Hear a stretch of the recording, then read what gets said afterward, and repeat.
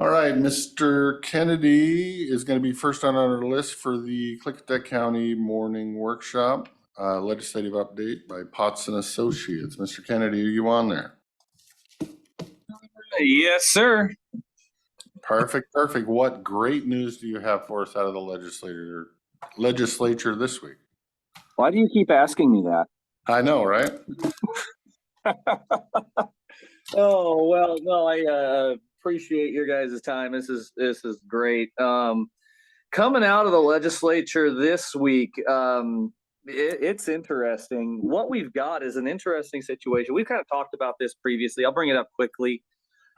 With respect to about 40% plus of the legislature, they've never been in person. The legislative aides have never been in person. And so there's a lot of kind of fun stuff going on where two senators from the same party or two representatives from the same party will introduce a bill to address a topic that's the same topic in different bills. And we have to go to them sometimes and say, hey, you know, your seatmate introduced a bill that does a lot of the same thing. Have you guys talked? And it kind of the light bulb goes on like, oh, no, we haven't. But actually, thank you for letting me know. And so it's kind of an educational year, and it does provide some opportunity to get some good positive interaction with the legislators, which we really enjoy. There's a interesting because they have the offices that the legislators are in, the main doors are closed. So there's not a lot of traffic going by and seeing the legislative aides. So access is a little bit more restricted. We get by it, it's not a problem, but you can tell these legislative aides, because they're kind of locked behind the doors and don't get all the people coming through, they're very bored. And they're either going to die of boredom or they're going to kill each other soon. Because if you don't like your seatmate there, you're in trouble. It's all you see all day. So they're very interested in talking with us. Now that said, there's a couple of bills that I wanted to bring to your guys' attention. Some to ease your mind, some just to keep you aware of what's going on. One of them that deals with jail funding is 5440. And I know, I'm sure your public defender is probably pretty concerned about it. Basically, this is a governor's office DSHS ask bill. And what it talks about is basically they want to do evaluations in the jail on true blood crimes for mental health. And so there's so much with this bill. I'll hit the couple of really good highlight points for you guys. Number one, it's the state trying to push responsibility both for behavioral health, both with actually doing the service, offering the DSHS service, and paying for it down to the county level. There's really no room for this in the jails. I mean, you have to have a specific area for it. They've said, okay, well, you can do it, you know, adjunct next to the jail. Okay, then we have transport costs. But long story short, there's a couple of constitutionality questions with this.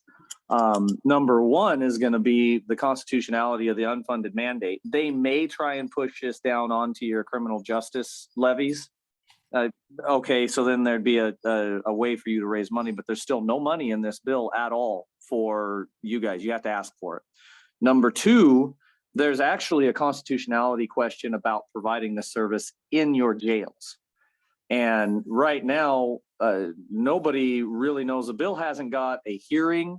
The governor's office is pushing on it pretty hard, but even the prime sponsors haven't really stepped up to try and push this into committee. So I know it's a concern for people. I just kind of wanted to bring that to your attention, that it's out there. We're not entirely sure what it's going to do, but we're watching it. The other one that's going to be of some interest is 1215, and that's your riparian border kind of restoration bill.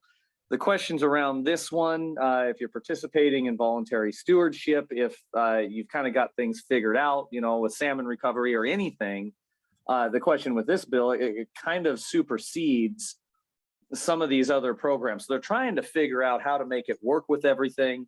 The agricultural community has some big issues with this bill, specifically with respect to the lack of what they would call, sound or good science included in the bill. And that comes back to any work that you may have done under the voluntary stewardship program. You know, for example, if you've got a salmon bearing river or creek or whatever, and you've done some VSP work, you probably know where the shade needs to be, where, you know, what you need to do to that particular water flow. This bill could come in and just mandate that you do something to the entire flow. And well, that's ridiculous. You've already done the work. So that's some of the questions. Representative Chapman is extremely open to suggestions. He wants county feedback. So certainly, please do give any feedback that you might have.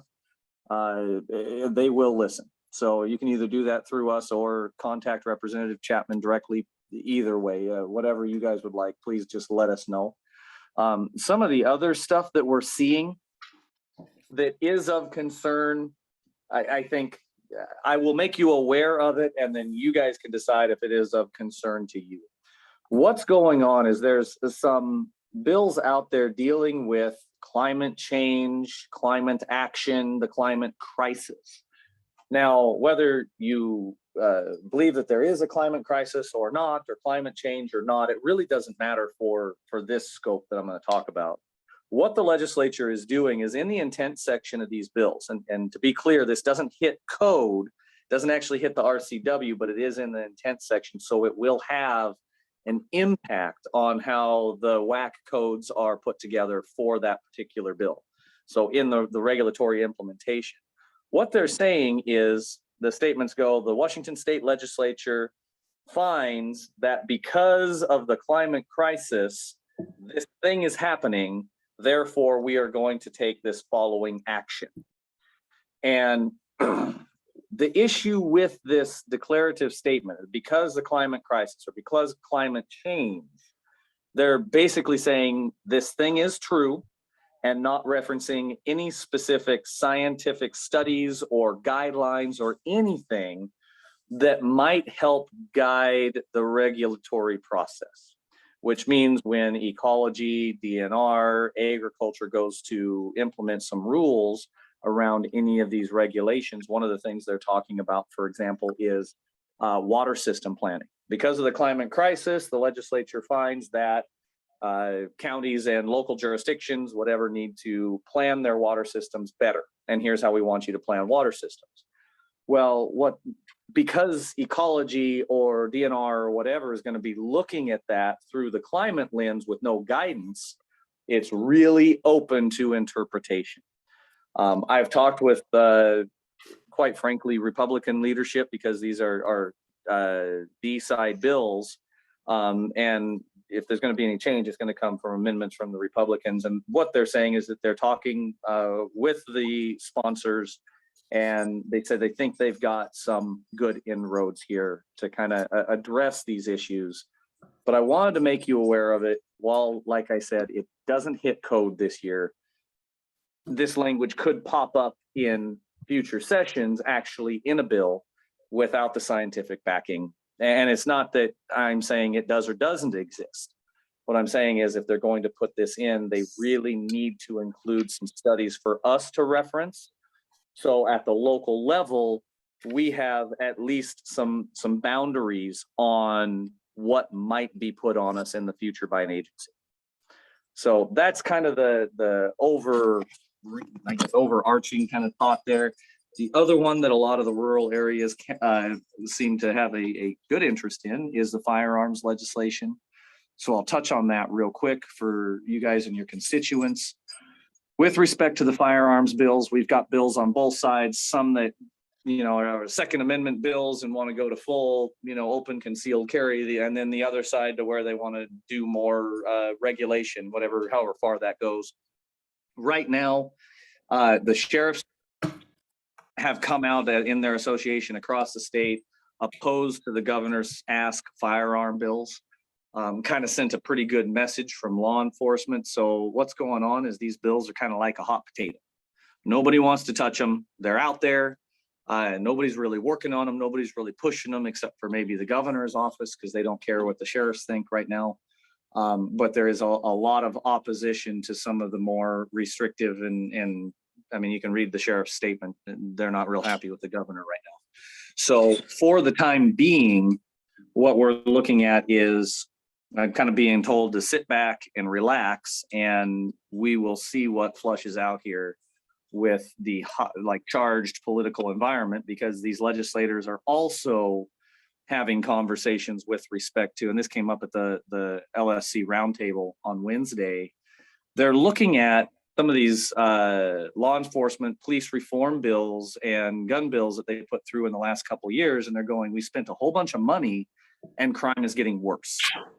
Now, I'm not saying that they're actually going and identifying the root cause of anything, but what they are doing is stepping back and going, well, what we've been trying isn't working. So maybe we just stop doing what we've been trying because it doesn't work. And in fact, that would mean don't do anything, which would be good for us. Anytime the legislature on almost any issue does nothing, it's a good thing for us. And so with respect to that, we just are being advised to sit back and watch. And if we have comments, please contact the sponsors. Just let them know your comments, but quietly. So that's my update for the moment. Do you guys have any questions, comments, clarifications, observations? Anything you'd like to know? Senate Bill 5380 concerning clean energy siting. Are you hearing if that's going to likely move or not, or should we spend any time on that? You know, it sounds like they want it to move. You know, and this came up at WASAC, and all the counties are kind of looking at it. I think Adams County is probably the most opposed to this bill with the clean energy siting. The issue becomes the fact that you could be overridden on a siting issue in the county. So I think we watch it right now. The counties are watching very closely, and so I don't know if it's going to move, but there is a lot of push behind it to encourage clean energy. And yeah, a couple of our counties have said, you know, this almost sounds like a reaction to, you know, something that we didn't allow to happen. So, I mean, you know, it does cut right to the core of your authority. So we do need to watch it, but I don't know if it's going to move. And it will not move in the form that it's in. How about that? Or they might pass it out of the committee, but they will amend it from where it's at. Next question on the Senate Bill 5357, the limitations on attached accessory dwelling units. I know there's multiple ADU ordinances, or not ordinances, but legislation. Are you thinking any of that's going to move?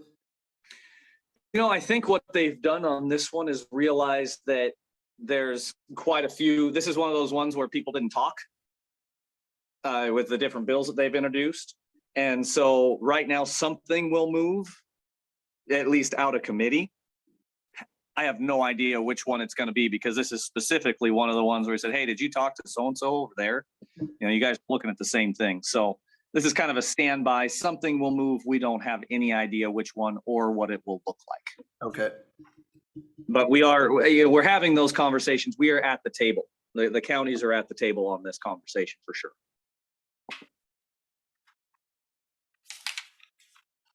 Those were my questions so far. Do you have any questions? I don't have any further questions for you. It's still early, so I don't want to get myself too worked up this early in the session until I see what actually gets moving out of committee. So, you know, and I think that's a really, really good position to take right now. You know, I mean, some of this stuff could be kind of nasty for us, but there's a lot of little poison pills floating around out there in amendments and sidebar conversations. So I think that's a smart approach. You know, and we're definitely, you know, as usual, we work really closely with WASAC and keep apprised of the work there. In fact, I called Juliana to make sure I didn't step in it on 5440, because if they'd made any progress that we hadn't heard about, and quite honestly, there's not been any progress on that bill. So yeah, I think it's kind of the same thing with the green energy legislation. I mean, I can see that piece being tweaked in a good way or tweaked in a bad way. So until we know where they're going to tweak, I don't really want to take a stand too hard on something. Yeah, and I think WASAC is being really, really smart at going, you know, neutral with concerns on bills. Mm-hmm. And, you know, and just kind of say, hey, this could be good, but we don't really know where it's going to go. So we'll stand back. that's a really good position at the moment. Well, and I think everything we're gonna want to tweak to, this little line here is bad. And if you come out in support, then what benefit do you really have to convince them to tweak it? Same deal. If you're coming out opposed to it, why would they care to try to win your vote by tweaking a line? So I think neutral on a lot of things right now is a good call.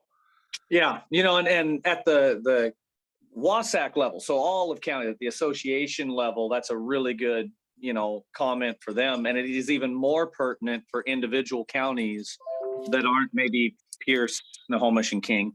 That we don't have a lot of leverage out there. They look at us and they go, with the county, they don't look at your constituency. They look at you three. And they say, well, there's only 3 people we have to answer to at the county level. And we go, well, no, there's, 57,000 people in the county, or 40,000, or whatever that you need to answer to. So, that becomes less impactful. So if we stay neutral with concerns, we have a much better voice than we do with a no. Right. Well, thank you, sir. If you don't have anything else for us, we don't have anything else for you. We'll let you go away early today. Awesome. Well, thank you very much. I appreciate you all. And if you guys need anything, during the week, or want to have any meetings, if you're coming over for the steering committee, or just questions, please call, email, text anytime. If you would like to get in to see legislators when you're in Olympia, the sooner you let us know, the better, just because of the fact that the offices are locked. If we can get you an appointment set up, it's just way faster. Right. Yeah, I'm sure we'll wear you out later in the session, but for now, There you go. I look forward to it.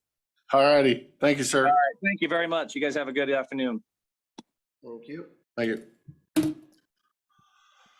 So, oh, you guys are here early. Do you start early? Holy crap, they do start early. We don't even get to talk legislation stuff. Huh? We can wait. We'll do it later.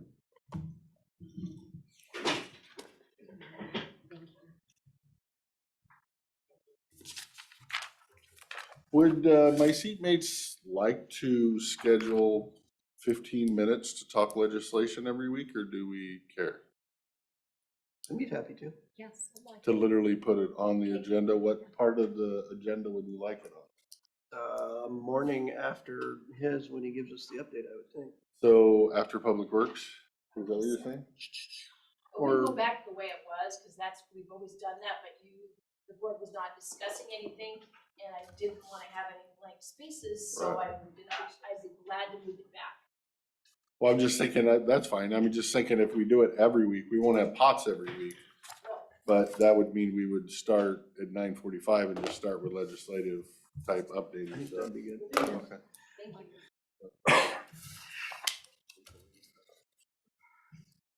Right, moving on, we will move into department update, Public Works Director, Intern Director, and County Engineer.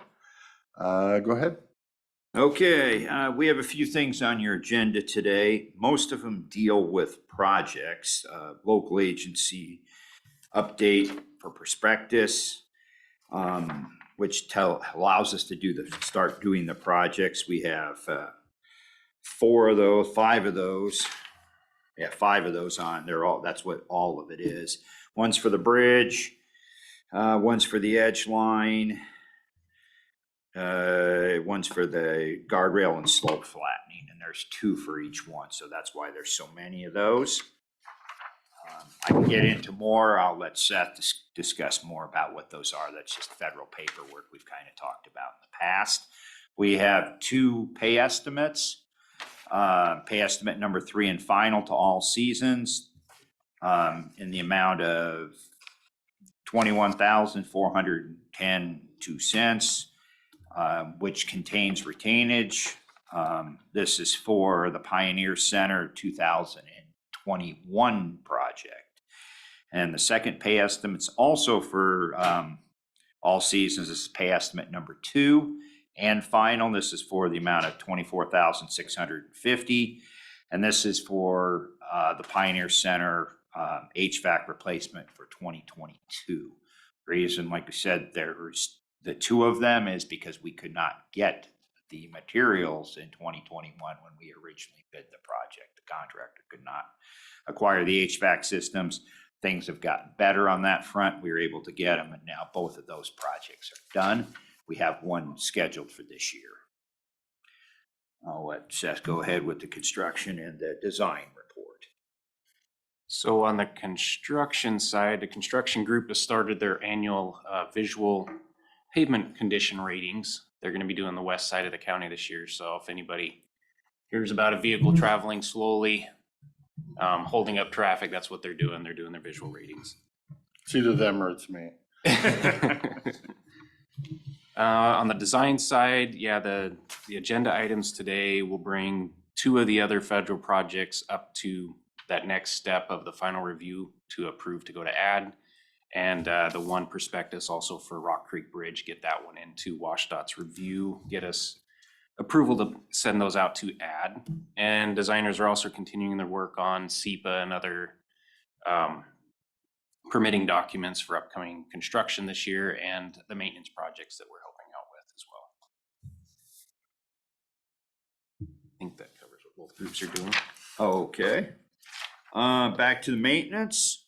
The crews on the east side are brushing, grading, and spot graveling. More further east, but it has started to dry up a little bit, firm up a little bit, so we can get into those areas now on the east side. The west side, we're not quite as fortunate, so we're brushing around the towns, Trout Lake, Hewsome, and Glenwood. We're doing some ditching along Centerville Highway and Old Highway 8, and we have a few holes to patch as they come up. Upcoming facilities projects, this building, we're still working through the punch list items. We still have not got a final estimate for the HVAC. Fairgrounds Waterline Project, DHAP, we're going to start work March 1st unless we get bad weather. But right now we're looking around March 1st to start that waterline project. We need to shoehorn that in before we started getting events in April and May. Juveniles, we talked about that courthouse break room and conference room. Our carpenters have been working in there. The painting is complete. They'll do the ceiling installation this week. Again, we're still on schedule to open that second to third week of February. It'll be open to the employees. SATUS Pass contracts are back, so they'll be back to you guys next week. And the pre-con has been scheduled for February 9th. Not that we'll start the work, but we want to get them going because they have to order the tower. And they won't do that until the contract is signed. Some follow-up stuff. I have a tour scheduled with the Dallasport Community Council for the treatment plant on February 8th at 11 o'clock, in case anybody else wants to attend. They asked for it when we went down there last year in the meeting, and so we've scheduled it. Bingen, we met with the city administrator last week, and we've scheduled there because they have that. We helped assist get them a grant, the TIB dollars. We're going to perform the work. We're going to start crack sealing in May there, and then we'll pave Willow Street for them come probably June. That's all paid for by TIB grant funding. I wanted to give you a quick quarry update because you're going to see some quarry stuff. That's what these aerials are. One's west side, of course, the county's long and skinny. I can't get them all in. In case anybody ever asks you, we have 7 quarry sites. When I first got here, we had over 20. Quarries are very expensive to own. We had them everywhere. We've closed out. We're in the process. We got approval from DNR to terminate our permit, and it has been terminated on the last of the quarries. So we've closed out about 15 or 16 of them throughout the year. It's probably around 15. McBride was the last one. McBride Hale, we'll be bringing forth the agreements, the termination agreements for you guys to execute. Since the previous board executed the lease agreements, you guys would need to execute the termination agreements. We have no further use for the rock. To be honest with you, we haven't crushed in McBride's. We did one crushing in 1998, long before I got here. The rock quality was not that good, and so it took us that long to actually find a place to use the rock, and then to strategically, when we had a cat in the area, close the quarry down. So we've done that, and Hale's been done a few years, but that's just a paperwork thing. So we'll be bringing those forward in the next couple of weeks when we get everybody on board. Do you crush rock in these quarries as needed, or do you run a crusher and then just hop from quarry to give yourself a stockpile every 5 years and then don't bring in a crusher again for 5 years kind of thing? How does that work? You hit it right on the head. Okay. Yes, it is. It is. Efficient. Good. Yes, we Good do it answer. every approximately 5 years is the goal. And we crush approximately we do a quarry crush in most of the quarries. Actually, we don't mine much in Trout Lake, or in Ingram, which is on the far east side. We don't crush in those quarries, but Fisher Hill, Esteb, Badger, Matson, we do crush in those. So yes, we're getting ready to do another crush. Is it kind of the same quality of rock? So you're using the rock from a specific quarry around that quarry, or is there different types of rock that you literally haul from one quarry to the other side of the county because it's a different type of rock? Typically, that's why we got rid of a lot of the quarries, was because that was exactly what you just said. Some of them didn't have all the products. You couldn't make all the products. So it wasn't viable to keep the quarries open. So as far as that, I mean, they have different quality rock, but like we have one on the far east that we can crush sand out of and chip rock. All of them could do maintenance rock, which is base course, top course, ballast. But the other ones can do, and then 2 of them cannot do those products. That's Esteb. Esteb's really the only one. So we have the rest of them we can crush those products in. We also own 3 of the 7 quarries outright. We own the property, so we do not pay a lease fee or anything else. And that's Trout Lake we own. We also own Badger and Matson. The other ones are leased, but they're good quality rock, very good quality rock. We like to say we have the best rock in the county, and I think we do. So just to kind of give you a synopsis in case anybody asks, so you guys are aware where the quarries are and what we do. So we will be bringing one forward this year, a big crushing that we'll do, because we started to run our rock sources down. But just to kind of give you a ballpark, if we buy snow sand from Bishop's, it's right around $20 a ton. We still have snow sand sitting in Benjamin Quarry that costs us $6 a ton. So it's a considerably different, and that's after paying royalties and everything else. That's finished product. So it's much cheaper to have our own sources. But we've talked about that in the past. I think that's it, unless you got something. No, I think we got it all. Questions? No. I will throw out the treatment plant tour. Although I would love to do it, I will be in DC for that one, so I will be missing that. Don't know if my seatmates have plans. I'll be in Olympia. I'd love to go. Okay, I could send you. So that worked. Yes, it's. I'll send you notice too. Okay, thank But it's at 11 o'clock on the 8th. I took a while to schedule it. We had, because I have to get the operator and everybody, because they have a whole list of questions, and I can forward you that too, Lori, Okay, so you're perfect. aware of what's going to be brought up. Okay, thank you. I'm glad one of us can make that. Next question, transportation potential state appropriations. It is the transportation budget year. Mm-hmm. And I'm hearing rumors that there might be availability, if you have anything that might be even considered close to shovel ready to receive state appropriation to do a project. It's just, here's some free money for a project. Do you have anything, or could you come up with anything, or can you think of anything that might fit that bill for $1.5 million? If we could have till next week, we'll bring you back some stuff, I think. I can say, I would like to ask. The worst thing they can do is tell me no, but it sounds like there's potential there, so to see if we can come up with something.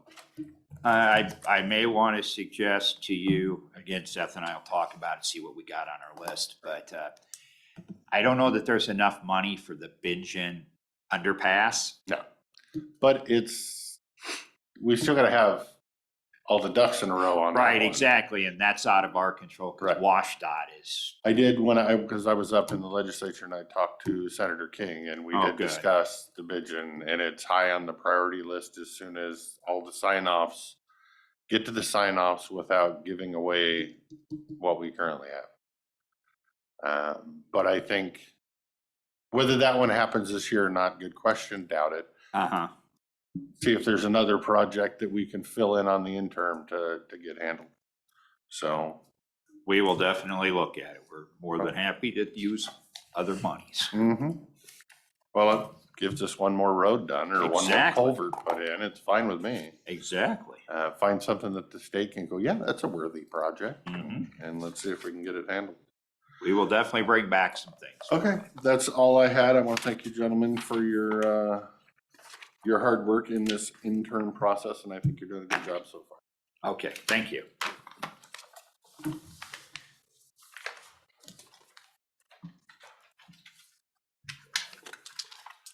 Right on time. All right, 10 o'clock. Public Health Director Aaron Quinn, please step forward. You're the next contestant. Oh boy. Will I also be offered $1 million? No? Yeah, if you can fit it in the transportation budget, I probably. I think they were talking roads, not buses, too. but yeah. Buses come next. It's 10:30. Is this mine? No, I need it back unless you can make a copy of it. though. I read will it. give I'll you read a it. copy. Sorry.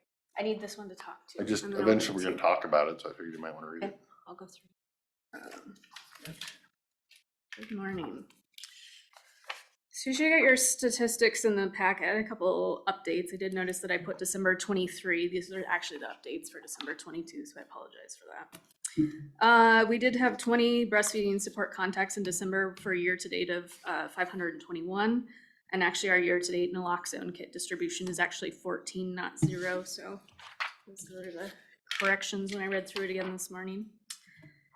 Environmental health, I think probably you've seen the graphs. It's definitely, as far as permits go, we were down a little bit as compared to 21. The total permits, it's definitely showing a lower permit count. They're kind of looking at that as potentially a slower build year for 23. But they still wanted to make sure that everybody knew that 21 in comparison to other years was actually an anomaly. So looking at 19 and 20, 21 may not be our best kind of comparison for what we're generally seeing in the county. Otherwise, food safety, we did give a notice to Skamania County that we would not be providing food services for them after April 1st. I did put some language in that said that we would help support them training a new staff. So give them some technical support until July if they wanted that. Because there's definitely some, training and onboarding with a food inspector, so that we would help support that training after April 1st if they wanted that from us.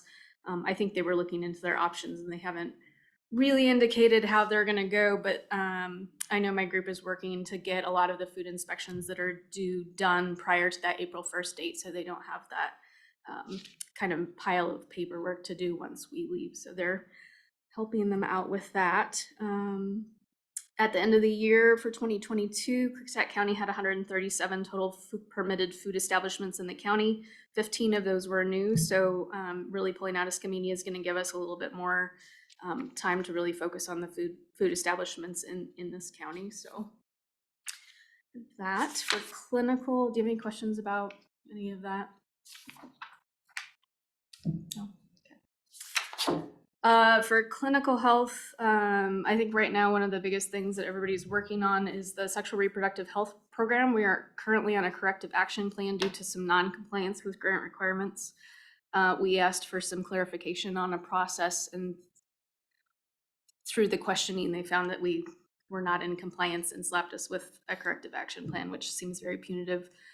This grant is $14,000 and the administrative cost is very heavy, and it is not providing money to actually seeing clients. So we're really looking hard at whether we're going to continue this relationship in this program.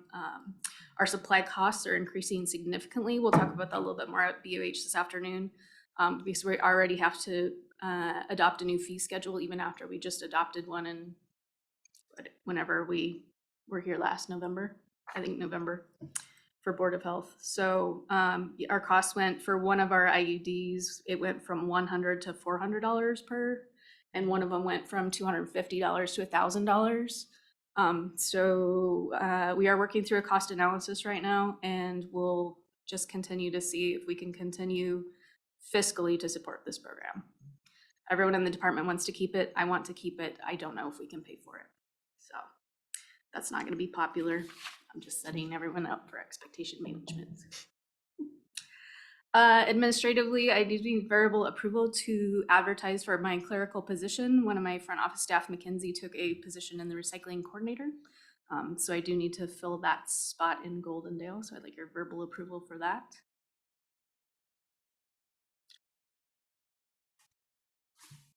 That is a lot of Well, yeah, nonverbal. Verbal approval to post for a position. Correct. Yes. Okay, you have 3 yeses. Thank you. We did change the health officer interview to Thursday. There were some scheduling issues, so that'll be on the Thursday agenda, not on today's agenda. We are still advertising for our nurse position, and we still have had no applicants. Fiscally, we're preparing for our DOH fiscal audit in March.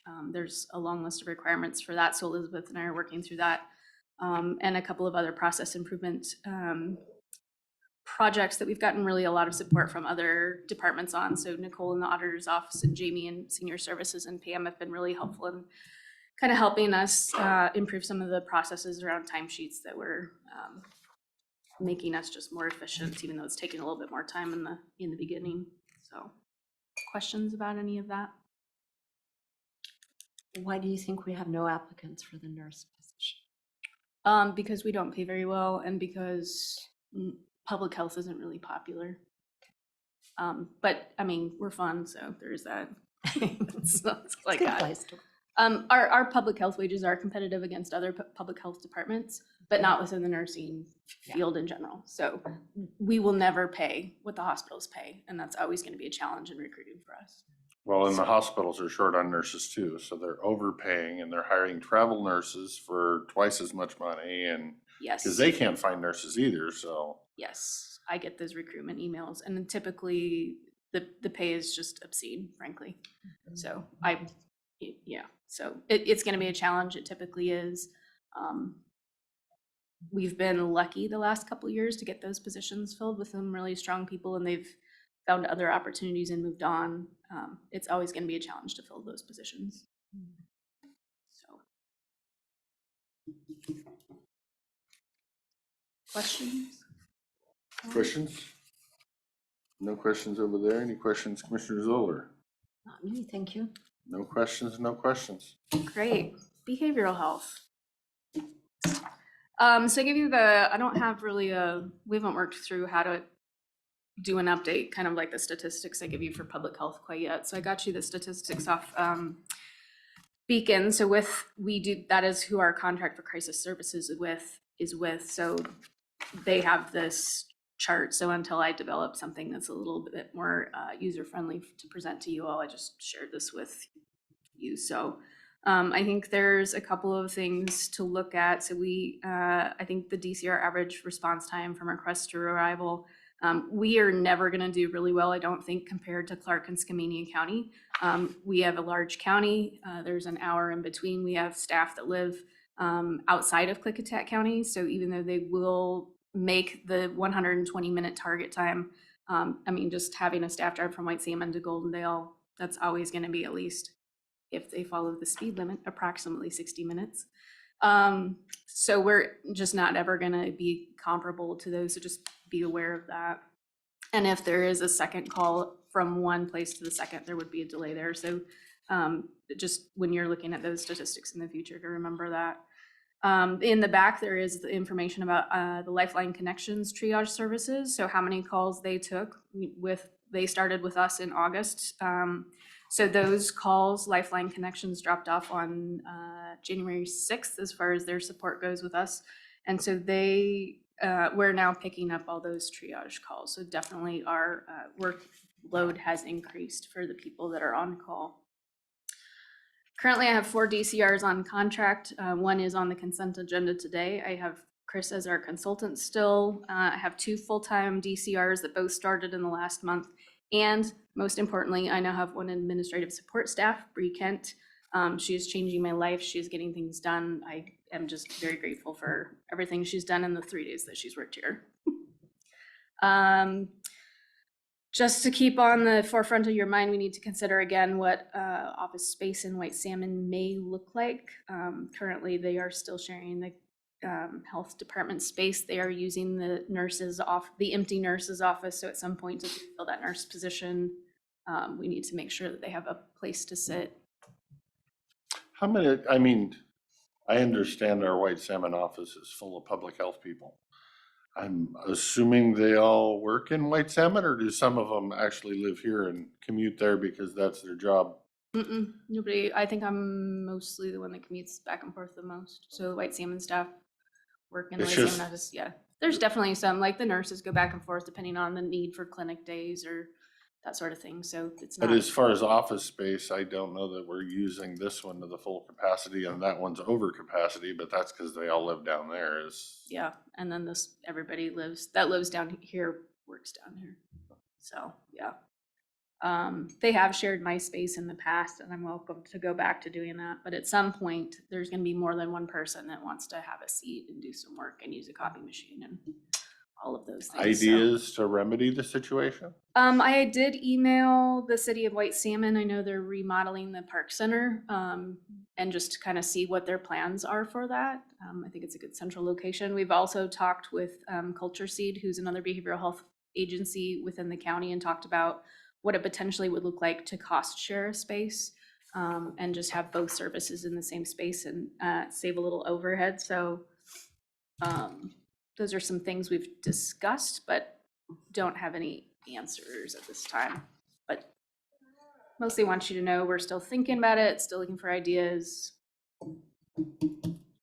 But at this time, like, we don't need anything today, right? But as we grow, How are we're gonna have to how are we looking with staff for behavioral health? Are they, I have 8 right now. well, are those 8 living currently in White Salmon? And so you're looking at, we're gonna have a space up here. Is it gonna be an unused space?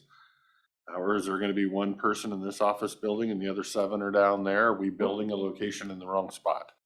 I have, out of the 4 contractors, 2 are in White Salmon, 2 are in Goldendale.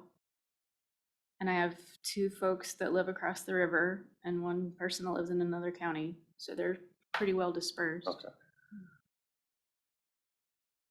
But again, that's for crisis services. You know, when we talk about providing outpatient treatment services, that's going to primarily be different therapists. And we don't know where they live. Well, the thing that I don't know that we can find out with our behavioral health is how many patients are over here versus how many patients are over there. I think we talked about that. I think we'd asked the MCOs to get us that information, and I don't know that I followed up on it. So let me. Because that would be kind of the, you know, wherever the most patients are is where we should have our hub. The hub's here, this county seat, that's where it's going. That's my decision. Unless you want me to go different. I mean, as the director, I was like, this is our main office. Okay, So. This is the central part of the county. I agree. And then maybe we revisit that in a while, but I think we're across the street from the jail. and they are one of our biggest customers. So we have KVH is here, the jail is here. There's one hospital in Skyline, or, on the other end, but I think our calls, which aren't necessarily, I don't think in here broken out, I think our calls reflect that we have more clients on this end, mostly because of the jail. But again, it's gonna change. It changes every day. So we might decide differently in 6 months, but that's what we're looking at. You might have one more client in 6 months. We're gonna have to fight to take a turn. We're just gonna We'll keep a flip- bed we'll flip a open, coin. a bed open for employees. Yeah. If I'm not in it, everyone's gonna have a couch. turn. We did submit a HRSA grant for $1.2 million. I'd like to thank the folks, Paul Lindbergh and Claire, whose last name I just forgot, are with the K-Link group under a Swatch grant. They actually wrote the grant for us. It's for $300,000 over the course of 3 years and is really going to focus on the uninsured, the underinsured, and the incarcerated. So helping fund services and medication support for those people in the jail is going to be kind of their big focus. And I think there's a focus also on anyone with substance use and in pregnancy, which isn't as big of a population. So I think it'll really focus heavily on supporting the jail. Let's see, we're still advertising for a manager position. We have had no applicants. We maybe need to look at some recruitment strategies for that because I want someone on board So yesterday. Would have been nice. Transportation is still an incredibly huge issue. The ambulance will not transport our clients. ambulance is not a taxi service. I understand that. However, if you have been chemically restrained, you cannot be transported without medical support. So if I give you a sedative, I cannot just throw you in a car. Interesting. And I understand, there's a lot of arguments, but there are some medical considerations there as well. And we're saying that this person is a threat to themselves or to other people, and then they are potentially sedated. They do have to be transported by medical personnel. Most of our mental health hospitals, well, all of our mental health hospitals that we use are over 120 miles away. Their policy states that they will not transport more than 120 miles. And I understand part of the rationale for that too, but we have to we have to come up with some other answer. We have to come up with some other solutions. Because not transporting these patients, like we're getting them beds, we're getting them into places, and then we cannot physically get them there.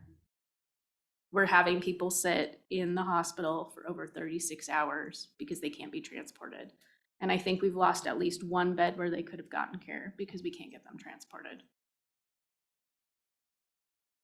So anyway, What are other counties doing for transport? I think they're having similar issues. But anyway, I don't have a solution. We need a solution. Open to suggestions.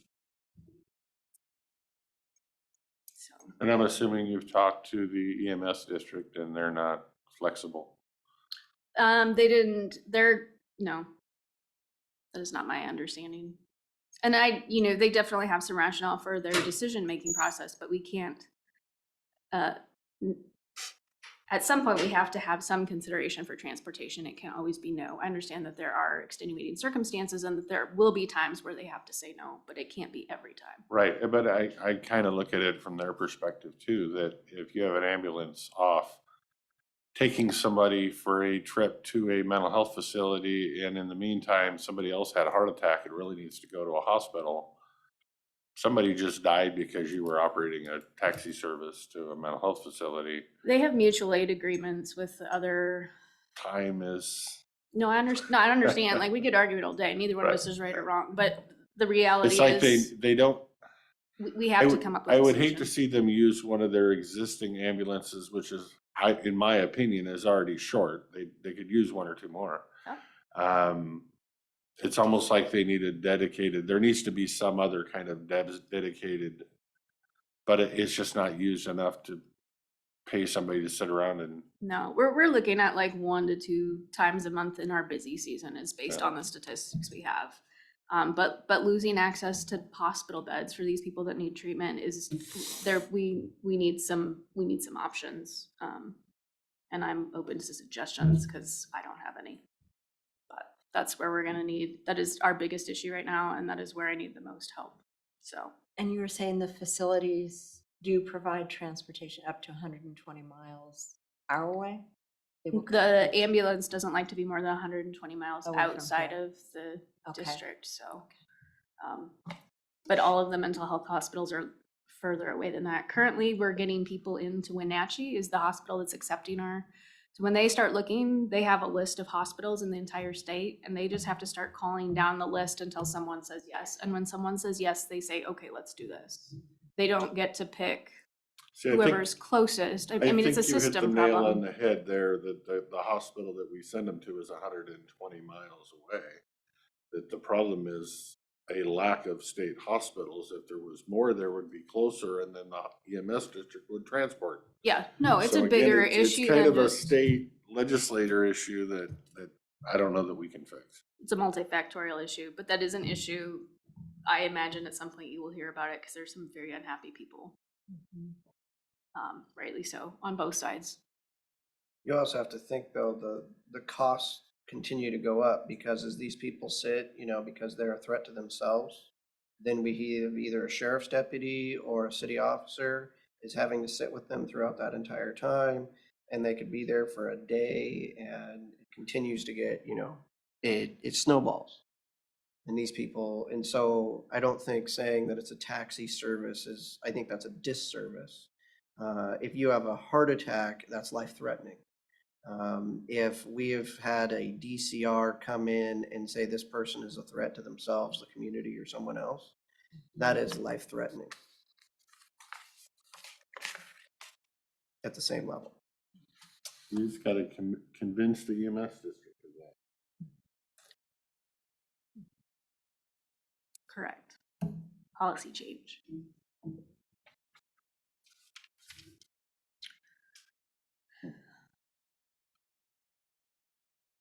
I'm certain we will talk about this again. Like, it's gonna just keep coming up until we have a solution, so, anyway. We are meeting with a psychiatrist this week. We're gonna talk about a contract. You probably see that in the next couple of weeks. So we're gonna look at the money we're initially gonna do his contract based on the money that I have, that I know that I have. So we'll probably do a couple of different contracts for him because I don't have the money for him to do all of the things he wants to do initially. So we're gonna have to phase him in. He knows that. So we're gonna get him on contract based on the money that I know that I have to spend before we get too much further. And he's aware. So when you get that contract, it will look scary, but I did the math. And I'm happy to let you check my math because I am still a nurse. Don't do finance. You were a director. I am a director. I'm still a nurse. Just kind of to manage. I talked with Sunday yesterday, and she had some concerns brought to her about just kind of the services. So I think it's important for everyone to remember that we still use crisis connections. So people should still call 988 or the crisis connections, the 1-800 number.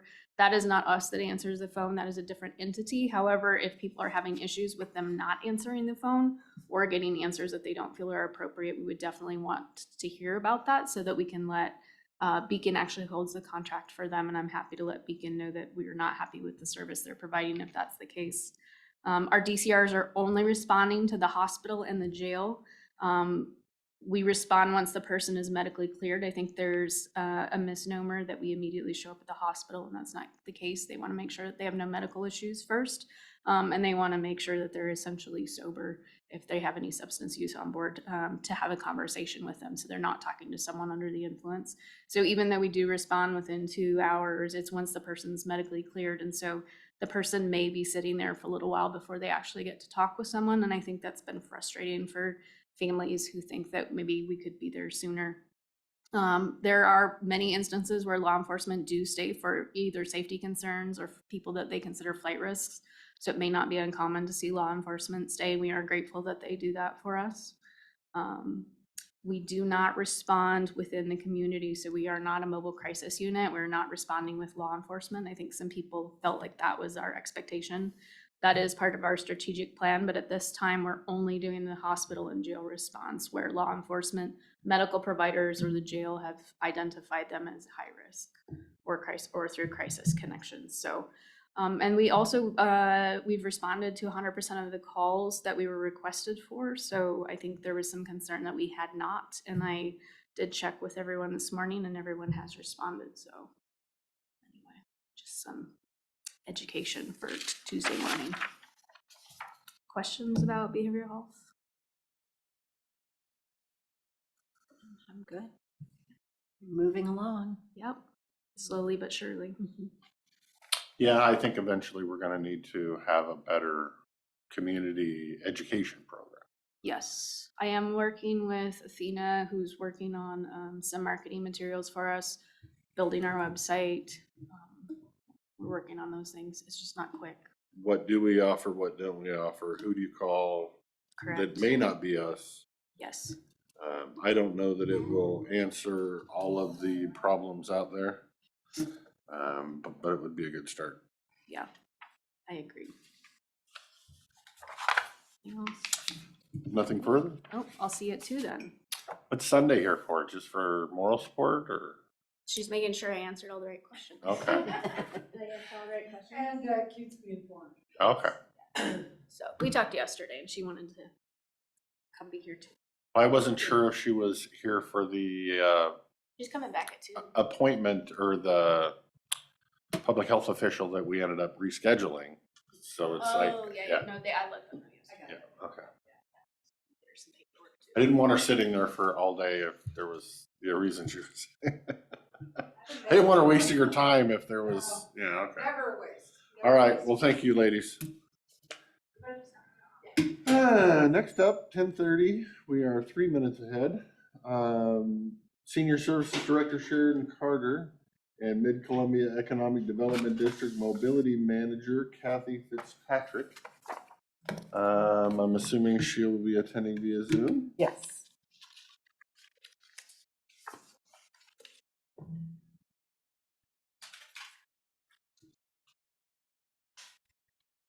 And there she is. Thank you. How's life, ma'am? Let's see. Busy, what's that like? I wouldn't know. But good. Thank you. Thank you.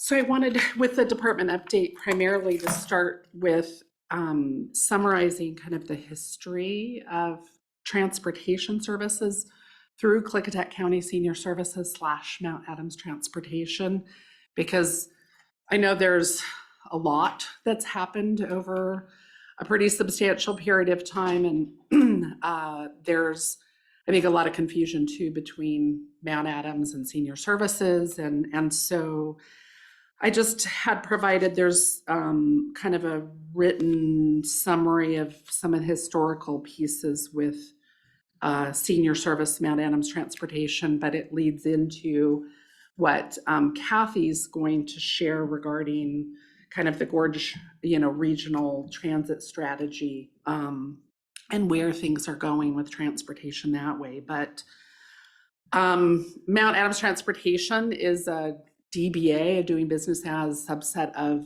my department, Senior Services Department. And we originally, it was housed in Senior Services because it started out actually as just a senior bus. There was actually a van on each end, Goldendale and White Salmon. There was different fundraising that happened to make that happen. And those services really started with Older Americans Act funding to provide transportation for seniors, because that's always been one of the top identified issues and challenges for seniors.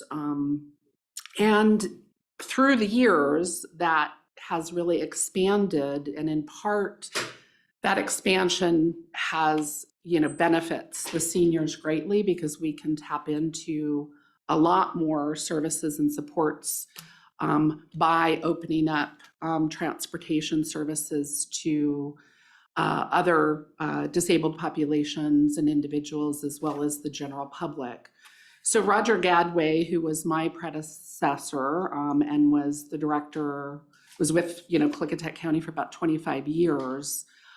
He was definitely one that was kind of the leader in looking at, okay, what are some ways that we can access support and services for our senior population, as well as within senior services, we actually assist disabled adults as well. And so that started with looking at areas too, where there was a definite need, was a lot of the folks in Klickitat County that were on Medicaid and needed transportation just to get to medical appointments and that. And so there was initially a contract with the state, and then through the Medicaid transportation brokerage, where we started providing transportation for folks of all ages that are contracted through that Medicaid program.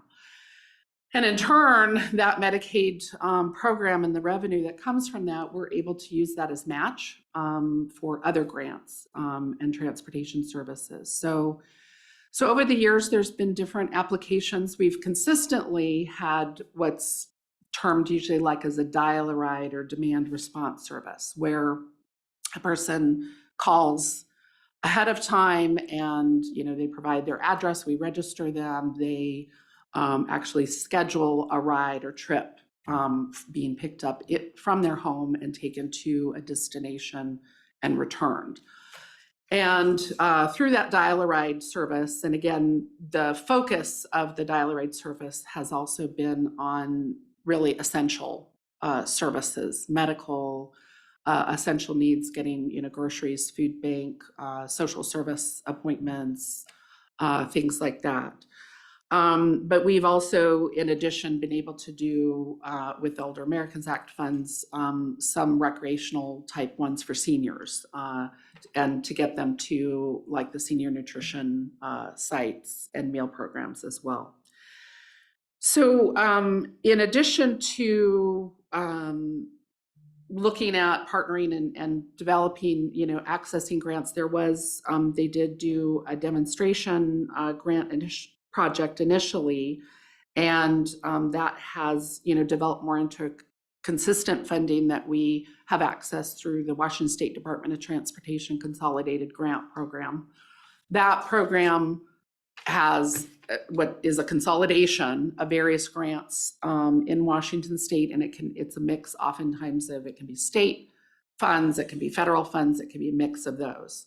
So we've, over the years, applied for whatever we can get. And so we do have to keep pretty high, high standards in terms of meeting a lot of the documentation and requirement levels for federal grants for that, even though those may vary. So in terms of drug testing and that too for drivers. And but this has really allowed us to be able to, again, expand more of the dial-a-ride service. And then over the years, we've also applied at different times and tried different services. Prior to my coming on 15 years ago, there was a job access reverse commute grant that was used to do workforce transportation to the Dalles and Hood River, similar to what we have now, but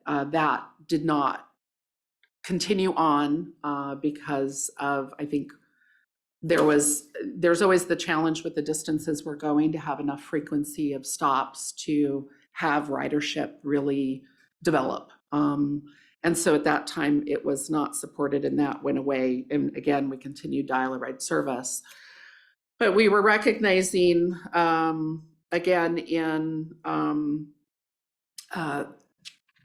more recent years, and when we started getting requests where we did a project where we were doing a fixed route when we were taking people for dialysis, we were basically indicating people could ride on and doing a route Monday, Wednesday, and Friday between White Salmon, Bingen, and Hood River, because we were going back and forth anyway on those days to take dialysis clients.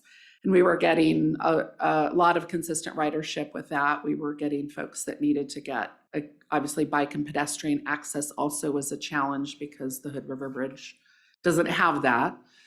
And as we saw that ridership increasing and that demand, and then there were different requests ongoing through our human service transportation planning meetings and different interagency meetings about need for transportation that we did apply for a regional mobility grant back in 2017, and to do a fixed route between Goldendale and the Dalles and White Salmon, Bingen, and Hood River. And so we were able to start that route in 2018 with, again, regional mobility grant funds, which is a competitive grant process that we were told we probably would never get, and we did.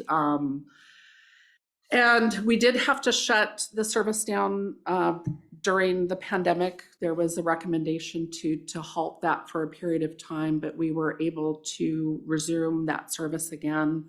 And in your, there is a sheet that gives our fixed route ridership graph that gives you kind of, you'll see the period that we were shut down, but where our ridership was pre-pandemic, and then current ridership, and it hasn't fully bounced back to pre-pandemic levels, but we are definitely feeling like we're getting more consistently people aware of it, but that's also something that has been addressed in terms of with Gorge TransLink and the Gorge Pass, is being able to do more outreach and education and make people more aware of actually how to ride the fixed route services. So that grant had shifted to a consolidated grant program this last biennium. That funding goes through June 30th of this year. And in this last cycle of consolidated grant funding, we had reapplied to continue our dial ride service and also continued these fixed route services. And we expect to hear, hopefully in February or March, but sometimes it's run to fairly last minute for the next round. But we actually applied for 4 years of funding, which has been a relatively new process with the consolidated grant program. So we anticipate, hopefully, of securing 4 years of funding for dial-a-ride and the 2 fixed routes coming this the end of this fiscal year, which ends June 30th. So we continue to get requests for expansion, and I'm sure I know Commissioner Zoller has heard from Lyle Community Council had recently. I know I had several calls from folks asking about a connection between basically Bingen, White Salmon, and Dallesport, because our current Goldendale route goes through down into Wishram and then Dallesport and then over to the Dalles, and wanting to have a connector so we actually have more of that east-west Klickitat County connection. But that was something that we had talked before this last cycle, and the board wasn't supportive of looking, because it will involve funding match will be needed in order to do an expansion of that route. So, but that is something that's consistently coming up, and I think maybe the sheriff's office has probably brought it up too, about that need to have an east-west connection. So part of Gorge TransLink, it was developed as an alliance in 2001, I think was more the formal development of Gorge TransLink. And that's just been a partnership of the transportation providers in the Gorge. So it's been, Mount Adams with for Klickitat County, Skamania County Transit, it's Sophie who's their manager of senior services, and Skamania Transit in Skamania County. And then on the Oregon side, it's Columbia Area Transit for Hood River and Wasco County Link Transit, and then Sherman County Transit. So the 5 counties, and it's been providers we've been meeting to try and over the years work on how do we try to connect and help each other with transportation services and communication and needs. And in, I think it was about 2010 or 11, we actually were able to secure funding, and all the different counties provided some match support to fund a mobility manager through MCHED, which is now Kathy. And we did have a couple of different mobility managers prior to Kathy, but Kathy's been on since what year? You're muted, I think. 2017. 2017. So, and we've made, I feel like there's been tremendous amount of progress in terms of kind of development of looking again at the gorge and how we can kind of connect and try to limit some of these overlapping things and repetition of services and actually making more available in the gorge. And so through Kathy and the mobility management, we had actually some of the funding to help provide match for our fixed route had come about through in situ purchasing employee passes to ride, the route, and then eventually that morphed into an actual gorge pass. So we've had now the gorge pass for, is this 3 years now? This will be 3 years. So this will be the 3rd year of the Gorge Pass, which provides a pass, an annual pass that individuals can purchase for a bargain price of $40 and ride unlimited on the different fixed route services of the 5 different transportation providers in the Gorge and connecting. So you can actually get from Goldendale to Portland with a Gorge Pass. And you may not be able to return the same day, but there are connections to be able to do that. But How many annual passes would you guess that you, or that Gorge Pass sells yearly? Do you know? they just did an update yesterday. Yeah, we just did. I think, because we weren't looking at, did we look at 2022 numbers for the year? Because we were kind of chopping it up by monthly sections. I think 2022, I want to say it's, I want to say that we sold 8,000 passes total. Does that make?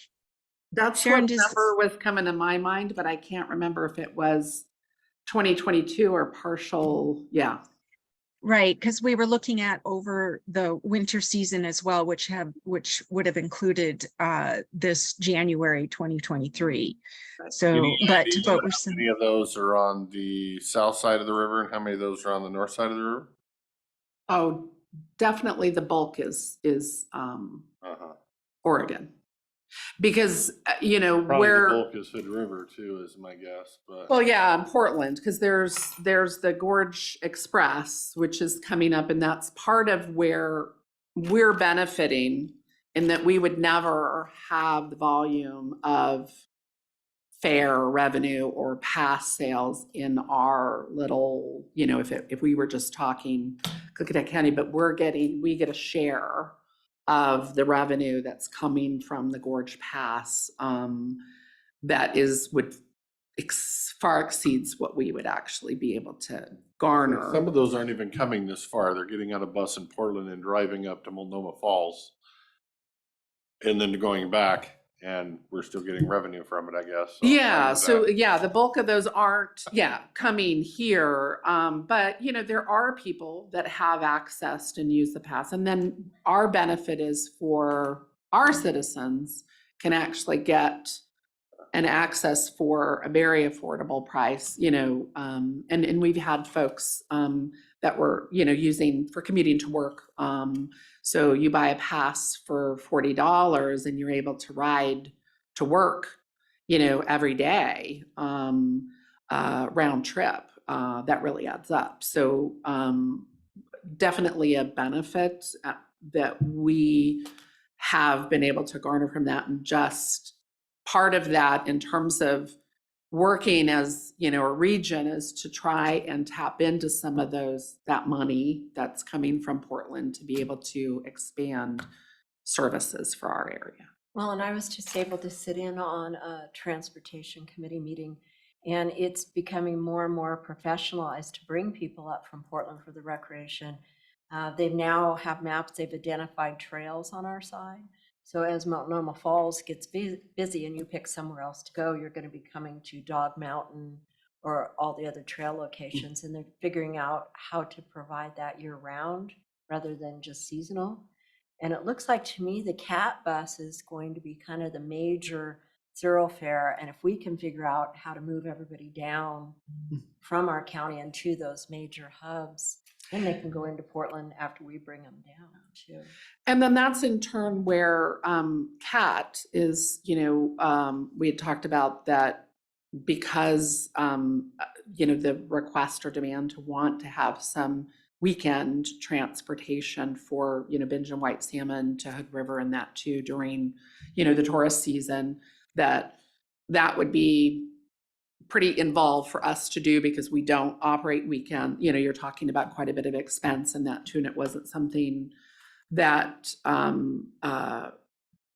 we were looking at being able to do. So it was approaching, CAT was interested in providing that if there was somebody that would provide the match. So I had connected with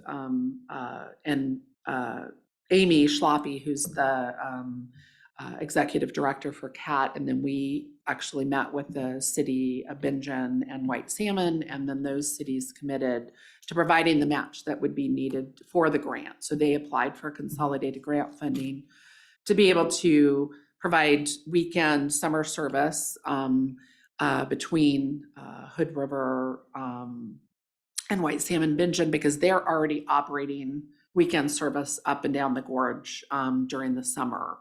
And they did do a temporary one during COVID, with COVID funds during a previous year that was well received. And so hopefully they receive that grant and are able to provide that. And that, it's looking at, again, partnering and seeing not necessarily that Mount Adams and Klickitat County, Senior Services is going to be the one and only provider, because even on the Oregon side, they're using, they have the Columbia Gorge Express, but then they have some private companies that are doing, is it the Sasquatch line? And there's a couple of private charter companies that then do the trail accesses and things for Multnomah Falls, right, Kathy?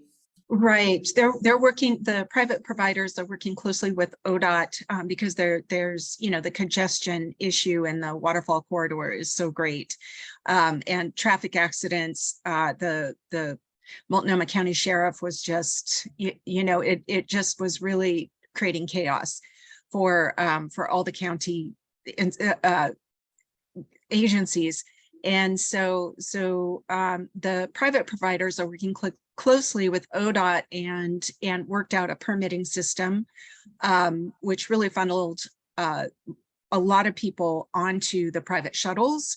Columbia Area Transit still providing that, that kind of corridor service, the main corridor service to the falls, and then on to Cascade Locks, and then on to Hood River. But the private providers really providing that more tourism focused, trailhead to trailhead. And so Columbia Area Transit also worked hand in hand with ODOT and the two private providers to really successfully mitigate a lot of the congestion and traffic problems last summer.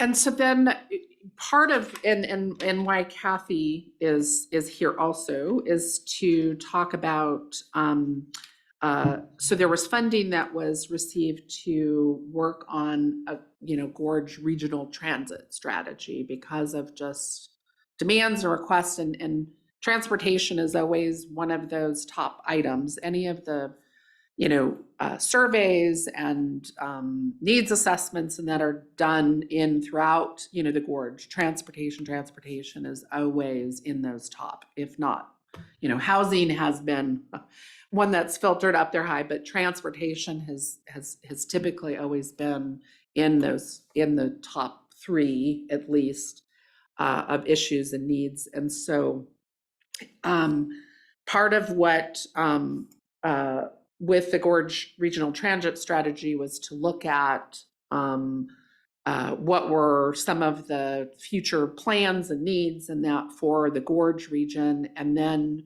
in part looking at, well, how does this work? Because we have different entities, you're talking about 2 different states and 5 different counties, and then you have different ones where they're actually a transportation district that receives taxing and then their own, and then you have where it's a government entity, where it's a county with their elected officials, and how do you work all together to be able to, one, I guess, look at maximizing your bang for your buck in a sense too, is really looking at planning and say, what does this matter? How can we potentially get more transportation and services and access those resources without it having to be always coming out of, county coffer or whatever, looking at partnerships and ways that we can access, and really professionals also and experts that can look at what transit and transportation is, because in a couple of situations, especially in Klickitat and Skamania County, the folks, the directors of the transportation entity, we're social service background primarily, and have basically had to learn transportation and work within that set, but our focus has still primarily been more of a social service entity, and that's in part, but we also have a lot of, we've been able to provide a lot because we have staff, we're leveraging other resources and positions and things like that to be able to do that. So, but I will turn it over to Kathy to kind of talk about where we're at in some of the Gorge Regional Transit Strategy, and looking at kind of governance even of that, and how that would work, and what, wanting to get some feedback related to that. Thanks so much, Sharon. That's just such a great overview. Do I have sharing? Yes, I do. Thank you so much. Let me bring my screen up, and then let me do the slideshow. There we go. All right. Great. So I'm bringing to you today an update, because the last time that I presented before the Klickitat County Board of County Commissioners was just last year, after we had finished phase 1 of this regional transit strategy. And phase 1 was really, and I'll just remind you, phase 1 was really all about developing a vision and goals. We worked really hard with all 5 counties, with the elected leaders, with federal agencies like U.S. Forest Service, the Gorge Commission, with Health and Human Services and organizations and agencies, state agencies on both sides of the river, so state parks on both sides of the river, with private entities, so working with the private transportation providers, but as well our private businesses. So like Sharon mentioned, we've established over the last few years a real strong partnership with In Situ, and that partnership continues to grow with other the tech industries, most of which are located in Klickitat County. So, so the community college, of course, our convener was the president of the community college, Dr. Marta Cronin. So bringing all of these different entities together to craft a vision statement was quite a feat. And because everybody has their own, you know, their own needs from public transportation. So whether it's the Sheriff's Department of Skamania County dealing with the congestion and traffic deaths that occurred at Dog Mountain Trailhead and needing a shuttle system to alleviate that, or whether it's, you know, a student trying to get from Goldendale to the community college in the Dalles, everybody's got kind of a slightly or a great maybe a big different perspective on their needs for public transportation.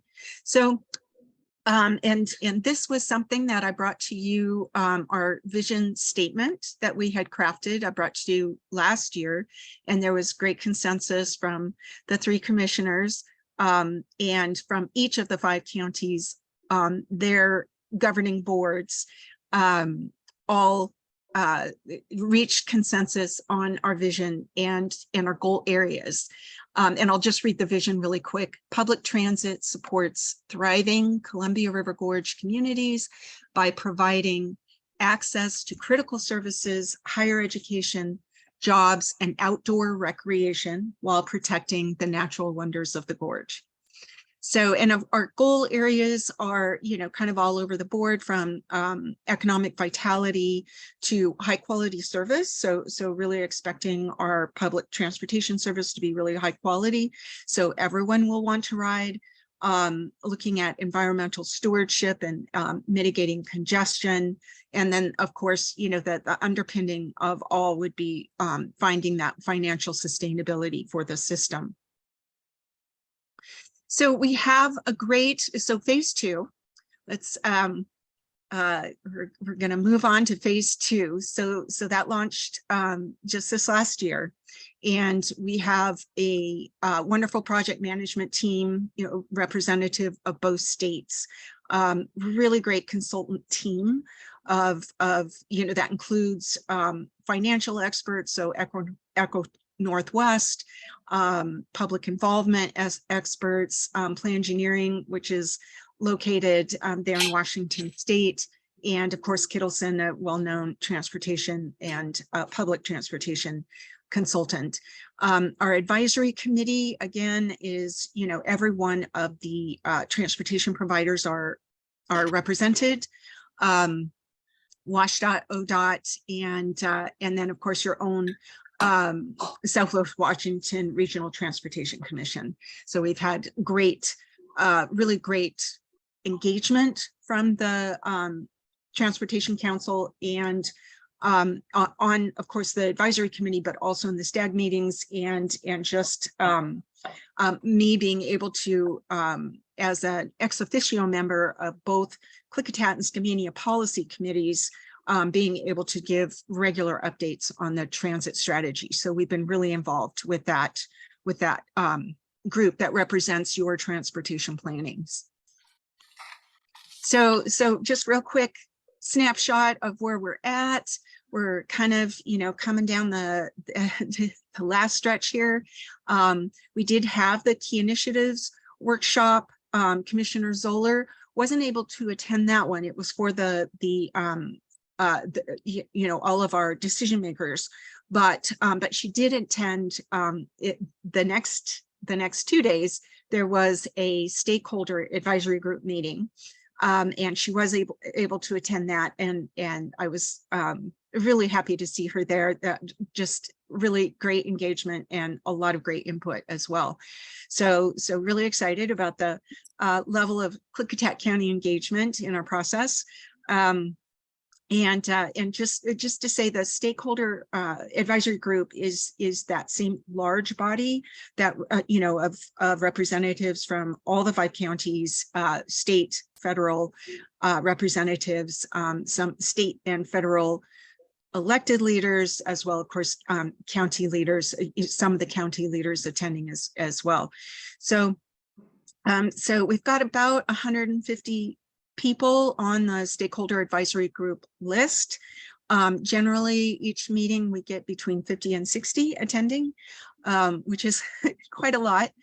So we do, people are engaging in the chat and engaging verbally, however they feel comfortable, or, adding to the memos that are presenting to them, just with written comment. So great engagement there. So we'll be looking at coming back to you probably in June, July, with our final report, which I promise you won't be more than, I think 12 pages was what we had tasked the consultant with whittling it down to, because we have hundreds of pages of memos so far. So phase two, what are we doing with phase two? Phase two is operationalizing the vision. So we have this high lofty vision and these goal areas, but how do we actually, what's the nuts and bolts of putting it on the road? What's the roadmap here?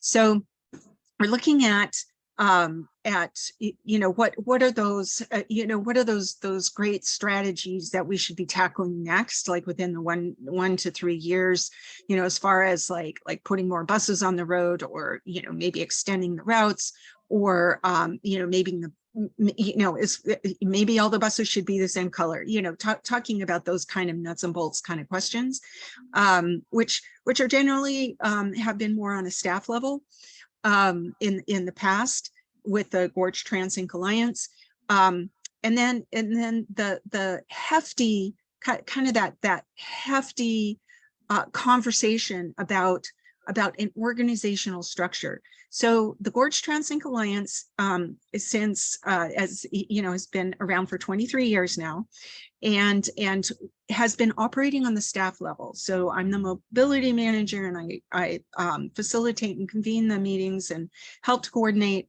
But I think the Gorge TransLink Alliance, what we have agreed is that we've kind of come as far as we can go in 23 years without decision, the policy leaders, the decision makers, getting you all in the room.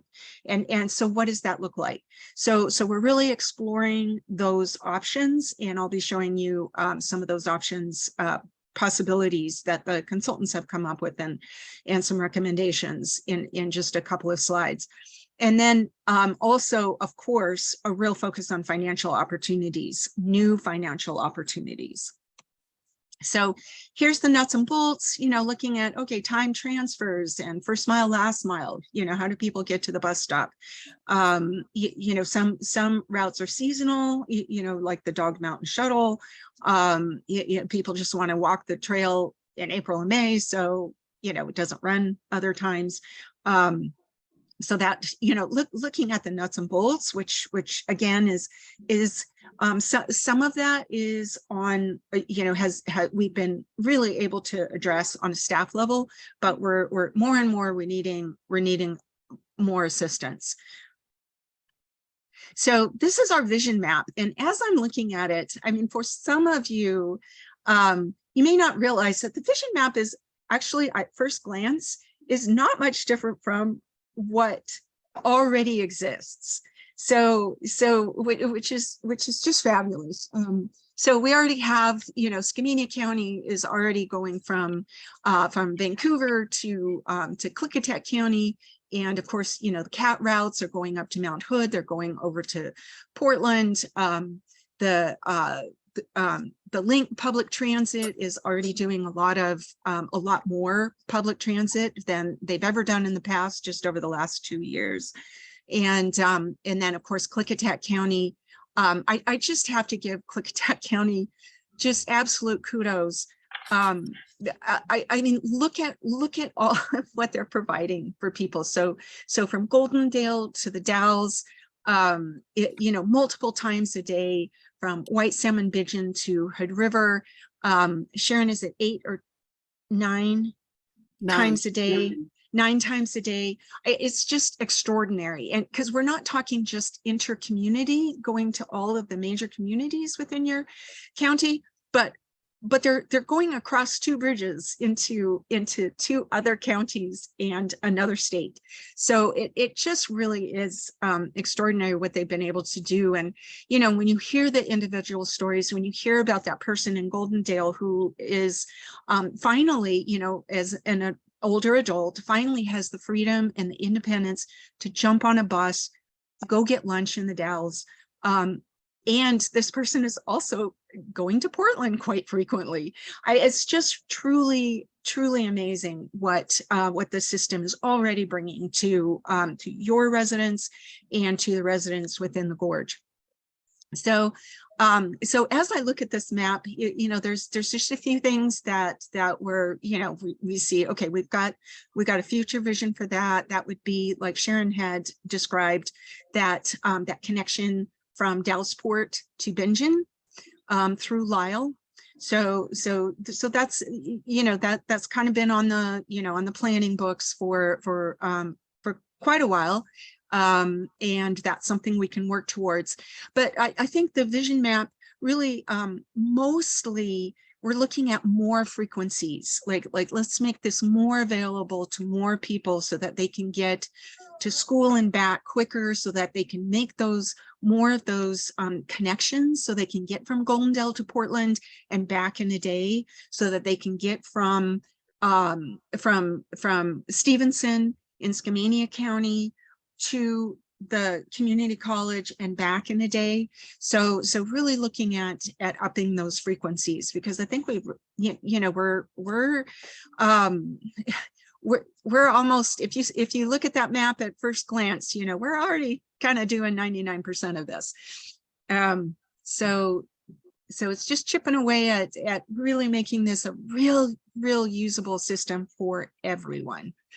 So so what problems are we trying to solve? So we really want to make the system usable for everyone, so that, like Sharon had said, we're having, although we have lots of marketing campaigns, we're still having issues with people not even knowing that the service is available. So we're working on that, but there's a lot more to do.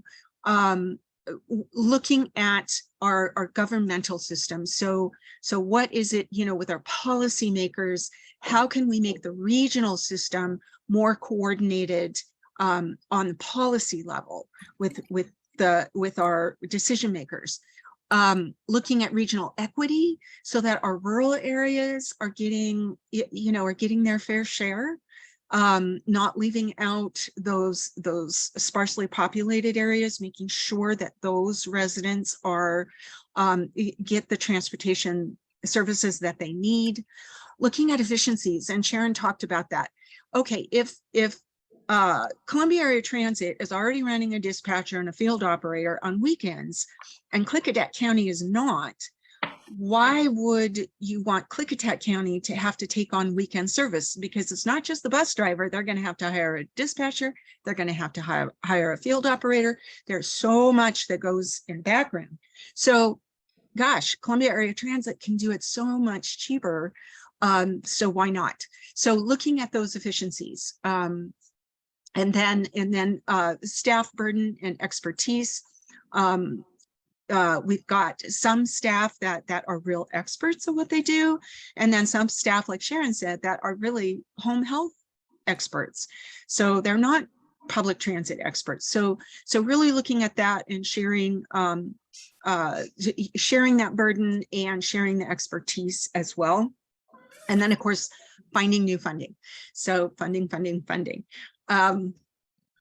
So I'm going to move forward. So this is a quick snapshot of the ideas for new organizational structure. So moving a step forward from the Gorge TransLink Alliance would be enhanced status quo, which would, you know, maybe mean that we do one policy summit a year, that sort of thing, you know, more as a check-in and an update. But all decisions remain at staff level. That won't get us very far. I think what the consultants have really locked into is creating a regional transit advisory board. Now, this is something that MCAD had in the past. It was mostly focused on Wasco County and the link. But it's an idea that the consultants actually came up with again and said, look, you know, MCED, this could be a subcommittee of MCED. MCED is comprised of all of the interested parties, whether it be private enterprise or the county commissioners, the cities. So we have a lot of the interested parties that are already part of MCED, and MCED could form a regional transit advisory board and staff that board, you know, with not meetings every week, but perhaps once a quarter, but really looking at policy level decision making.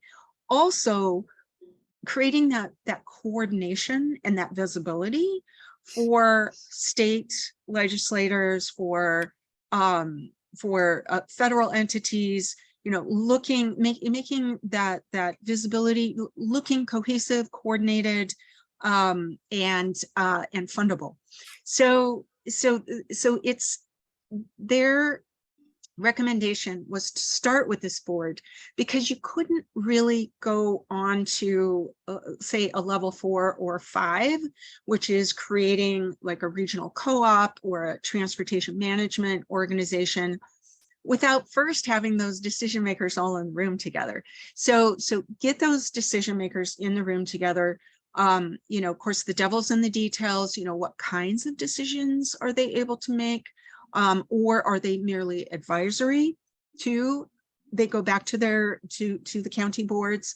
So really, you know, kind of working together to nail down the roles and responsibilities. So that's been the real push from the consultants during the key initiatives workshop, where we had decision makers in the room. There was real enthusiasm to start this, that, you know, there wasn't really any concern other than, I think, the chair of the Columbia Area Transit Board was concerned about MCED appearing to have some conflict of interest, because MCED is not only MCED, but it also operates and manages the link. So having all of those guardrails in place will be really important. So it's just, it's really a great, I think, next step. And I'd love to get your input in just a second. I'll just finish up these slides really quickly and see what you all think about a regional transit advisory board that's run out of MCED. So we also looked at funding opportunities. A lot of them, as you can see, are linked to the different organizing structures. And there's a great chart that Echo Northwest put together as far as looking at, you know, what structures are going to bring us the most funding. But of course you have to, you know, kind of balance that with how difficult those structures might be to bring forth into the world. So, and I can talk more about this kind of thing if anybody's interested at another time. Also, Memo 5 really goes into great detail to give you more information if you're interested. So we did stakeholder interviews where we really picked decision makers from cities, counties, and really and private enterprise as well, and really interviewed people getting their input.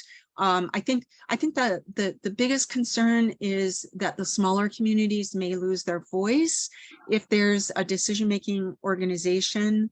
And so, you know, really making sure that we are successfully putting those guardrails in place so everyone has an equal voice. And then here's next steps. This is my last slide. So we did the key initiatives workshop. We're going to have another stakeholder survey, a public survey. We've already launched one. We'll probably have one more. We will be continuing with our advisory committee meetings and the stakeholder group meetings through June. And then in June, we'll have the revised transit strategy. And in July, I'll be back in front of you again. And so I'll let it go there. I'd really like to hear your, what you think right off the top. Here, let me stop sharing. Okay, let's see. Oh, gosh. Oh, I know. Okay, wait a minute. I've got to see I can't get my, stop video. Oh, there it is. Stop share. Okay, great. So I'd love to hear your input on MCED forming a regional transportation advisory board for public transportation. You want to start? I'm good. I have to say, being involved, I'm so impressed with the effort you're doing. It's really, really clear. It has a good vision. Everybody's participating. It's a great project.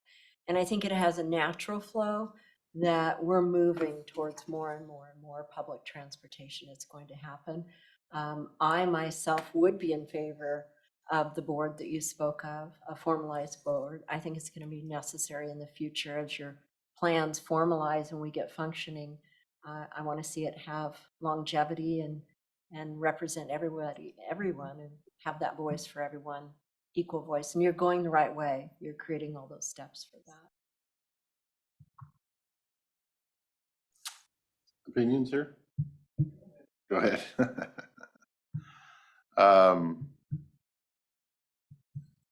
I see where Commissioner Zolder is coming from, and she's obviously very passionate about this, and that's good. I guess part of me worries about a regional board, worries about what kind of potential plan they come up with that may not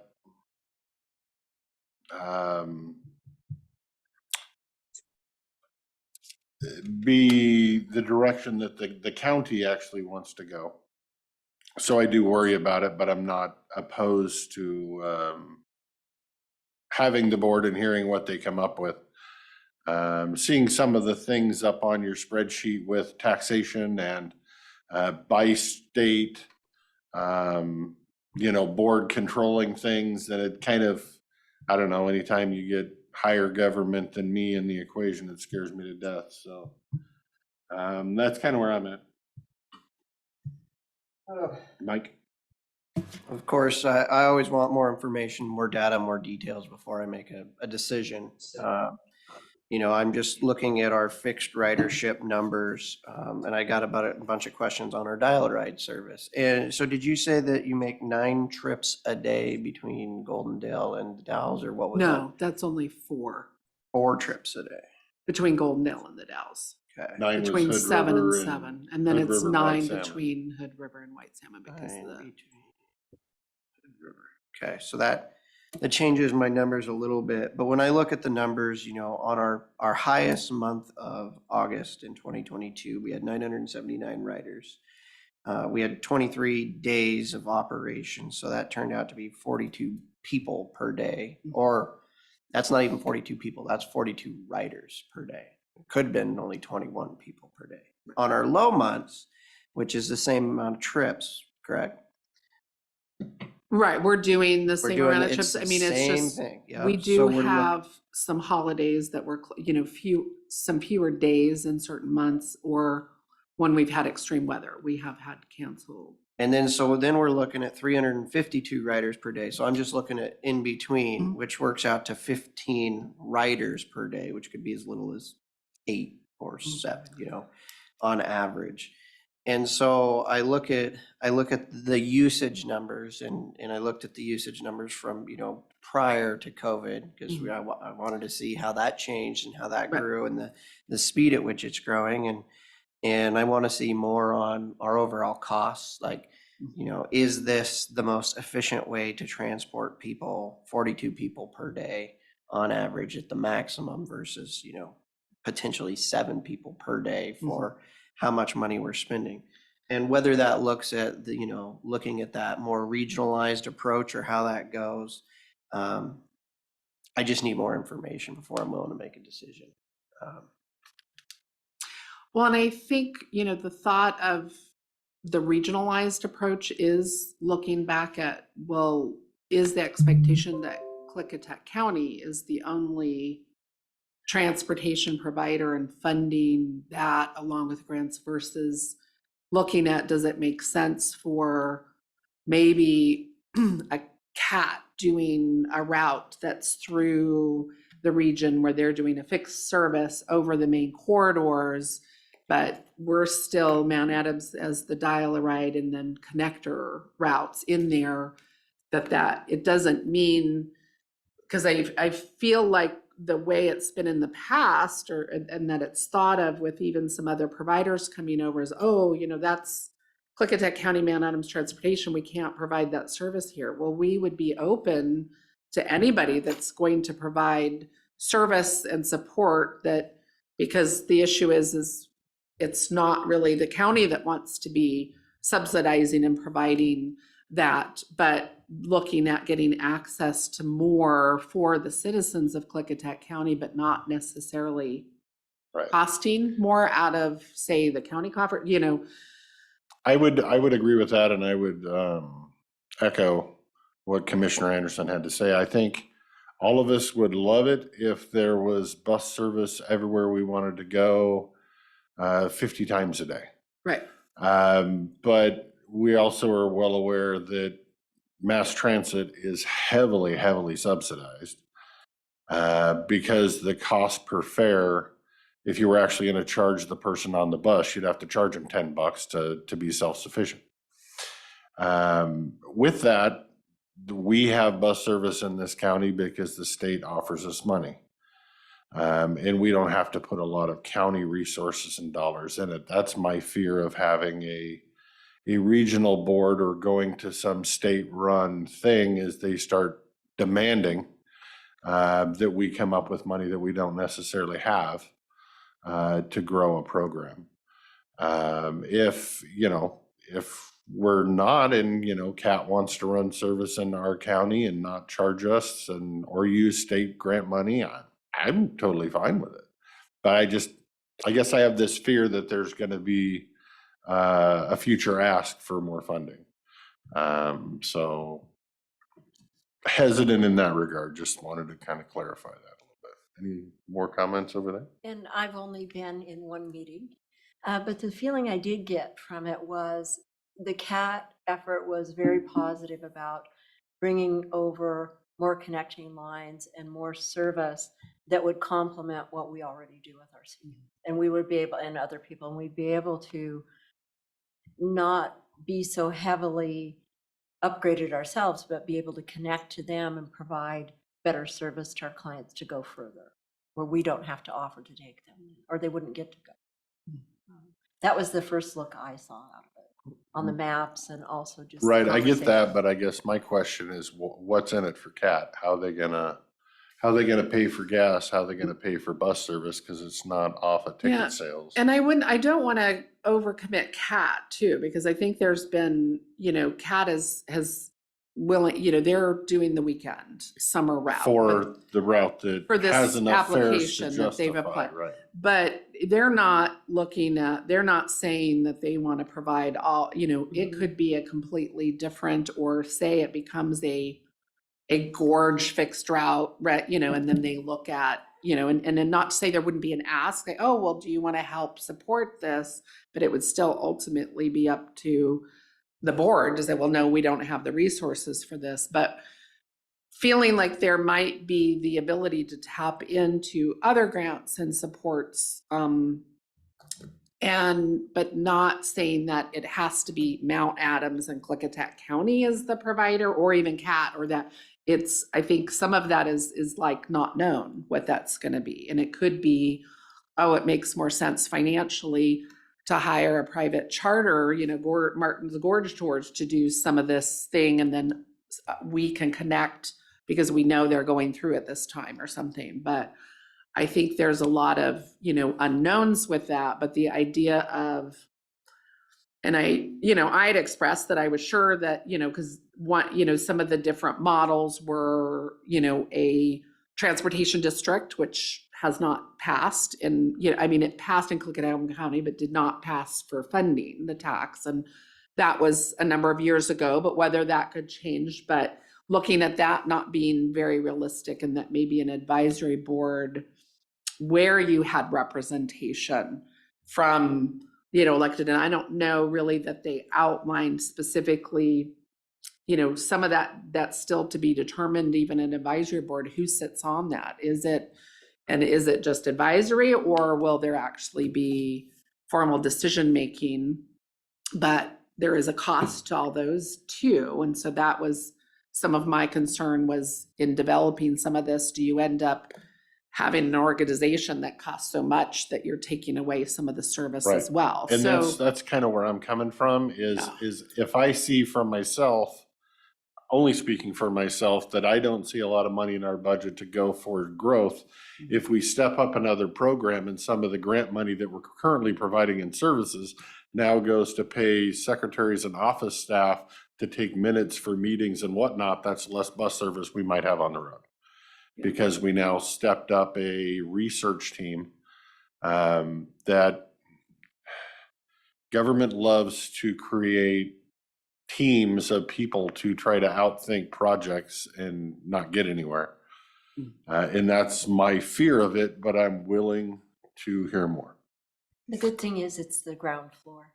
yeah, and I think, it's also, and I think there was the one slide too that Kathy was showing, that we're not talking just fixed routes, that it's all, we're talking about various forms of transit and connection, how you get people, whether it's electric vehicles that are located like at the airport, where folks that are flying in then can have access to get in and use that, looking at other forms, because it's not realistic to have fixed route buses running to every location, because that was in part of us even being able to do Goldendale to the Dalles and White Salmon and Hood River, as those were really population centers that we felt we could get some. But when, like you're pointing out, we're not talking huge numbers, but we're also talking, we're using little 12 and 14 passenger vehicles. We're not using a 25 passenger bus to do those. So we're just a little different than metropolitan areas that are taking cars off the road Yeah. to, reduce traffic and whatnot. And we're reducing traffic across the bridge 7 trips a day.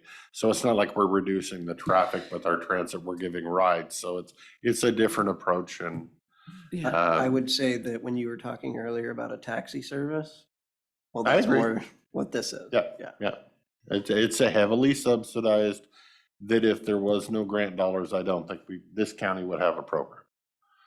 How many people a month are you giving rides on your Dial-A-Ride program, for comparison between the two programs? Well, so Dial-A-Ride, we're doing about 15,000 trips a year, but specifically individuals.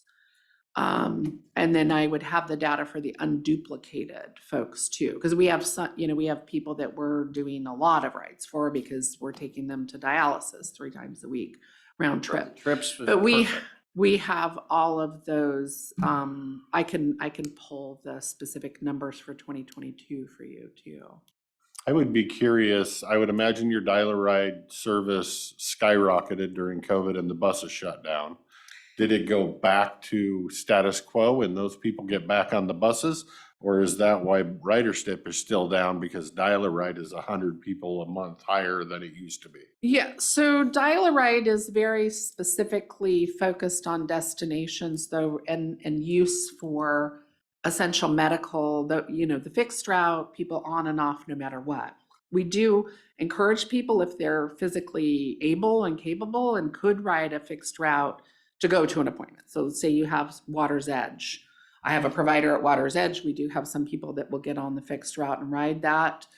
versus other people that need, so the dial-a-ride difference though is more of people that actually need door-through-door, door-to-door assistance because they've got some physical or mental challenges. We do have people that are functional though too, that are using the dial-a-ride, and the dial-a-ride is part of our Medicaid contract. So it's people that are on Medicaid. Medicaid pays us a rate for doing those trips. They call an order and schedule those. But we're not just running somebody to shopping in the Dalles or whatever on dial-a-ride. We're doing medical, but our radius is very large. The dial-a-ride service, because many of the medical specialists and that are out of the area. So we go Yakima, Tri-Cities, East is the distance. We do regular rides there, very frequent rides to the Dalles and Hood River, and then also Portland and Vancouver, because we've got the VA medical centers, as well as a number of, and there's a lot of Medicaid providers like for dental that aren't in Klickitat County, and people have to go out, so we're regularly going to Portland, Vancouver, Dalles, Hood River, Yakima, Tri-Cities. So dial-a-ride has a very big service area, and it is, so mileage-wise, we put a lot of miles on, but we also, that's why we use ADA minivans when able.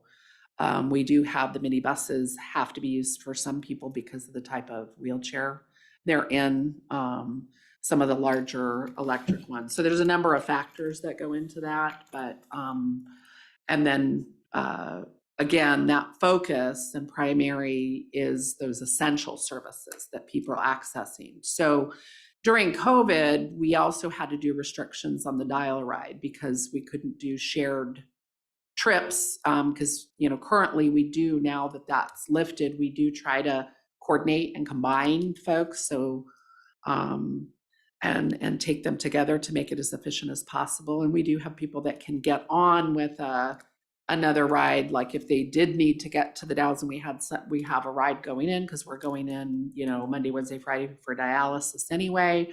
We can add another person easily onto that. So we do a lot of juggling and changing around to try to be as efficient as possible. But it does not really, the fixed route isn't really taking the place of the dial-a-ride, because the dial-a-ride is, a lot of people are more dependent on the actual physical assistance. We have wheelchair accessibility on the fixed route, but we don't have the level of, they have to get curbside, at the stops pickup, versus dial-a-ride is we're going actually into a home and assisting somebody out and into the vehicle and into a medical facility. And the drivers go through special training for that, so. So I'm also on the Aging and Disability Board, and I get to do my first meeting, and we'll talk about transportation there Friday too, for the Medicare, Medicaid patients. And I'd like to commit to working with Sharon and getting more information even for myself. And then I'll bring it back to the board too, and give you a little more dollars and cents about who we're serving and what our money is coming in and how that's applied. Because I'd like to. You brought that. Sounds like you got a yes on that one. Perfect. Okay. Any further questions or anything you need from us before we're done? I think we're out of our time now. Thank you so much for all this time. I really appreciate being able to give you this update, and I really appreciate your input, the comments, really thoughtful comments, and looking forward to working with Commissioner Zoller. Good to see you, Chair. Perfect. Well, thank you both for your update, and holler back at us if you need something. Okay, thank you. Thank you. Bye. Thank you, Sharon. I'll come and see you. We'll get together. Yes. Yeah. We'll set a time. Okay, sounds Okay. good. Being that it's 11:34, anything needed for us before we break for lunch? None here. I'd make a motion to adjourn for lunch. I'll second. We have a motion and a second to adjourn for lunch. All those in favor of adjourning for lunch, say aye. Aye. Aye. Aye, motion passed. Thank you, everyone. We'll see you at 1 o'clock. All right, it is 1 o'clock. We will call the afternoon meeting of the Klickitat County Commissioners to order. Let the record show that all three commissioners are present. We will open with the Pledge of Allegiance. So if everyone will please stand, if you will. Allegiance to the flag of the United States of America and to the republic for which it stands, one nation, under God, indivisible, with liberty and justice for all. Thank you, everyone.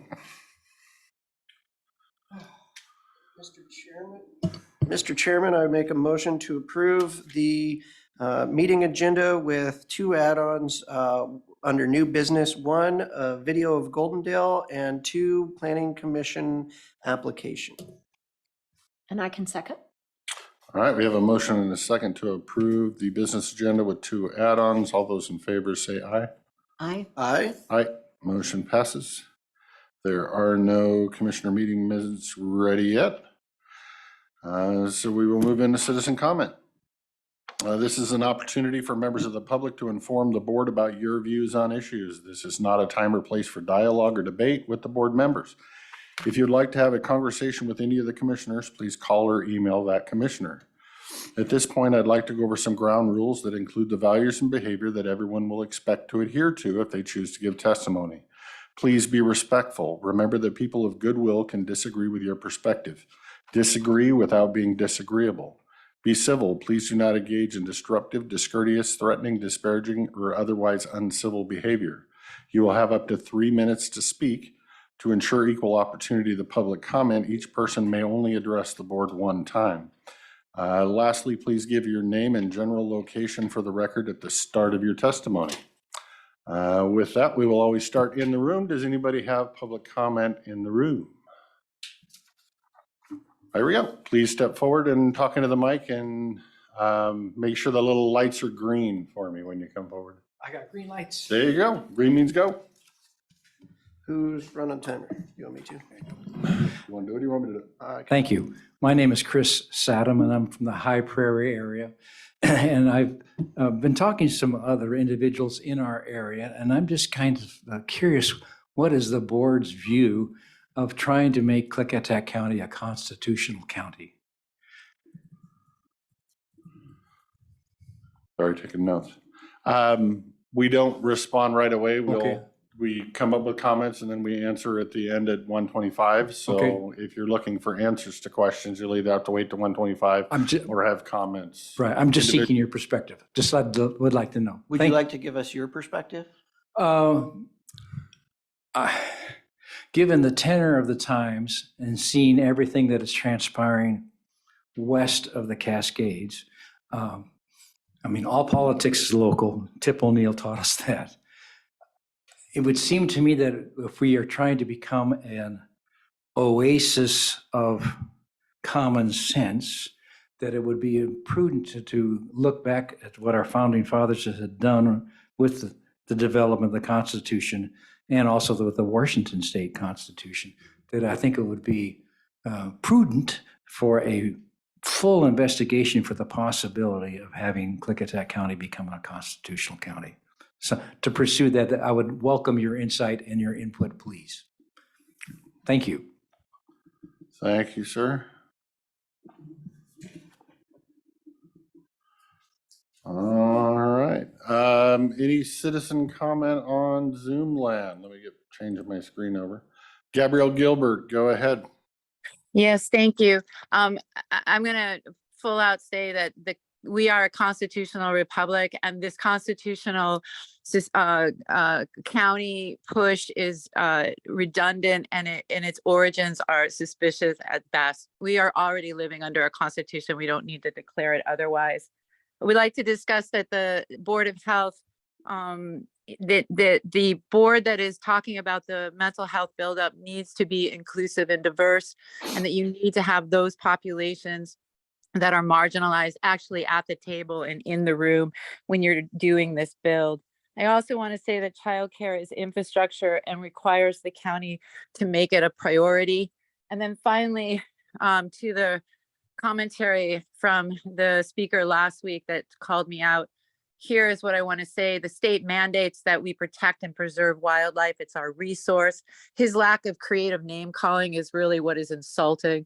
The 8,000 number that he speaks about concerning cougars in the state has no source unless it's coming out of his colon. The ban that was addressed in 1996 on hound hunting was a ballot initiative that 39 counties supported and said yes to. And the wildlife, it's only saved by the posse's hunting, low success rate. But the county needs to determine what's your number on how many cougars you're going to kill. And, because are you looking to eradicate them in the county? And you need to address this because it is, we have a state law that says we protect and preserve. And my farmer's daddy taught his daughter to stand up and clap back at nonsense. So right now I'm going to go hug my pets because they're adorable and I love them. Thank you for your time and I appreciate it. Bye. Thank you for your comments, Ms. Gilbert. Back in the room, anybody have citizen comment? Seeing none right now, let's go back online. Anybody else on the line have citizen comment?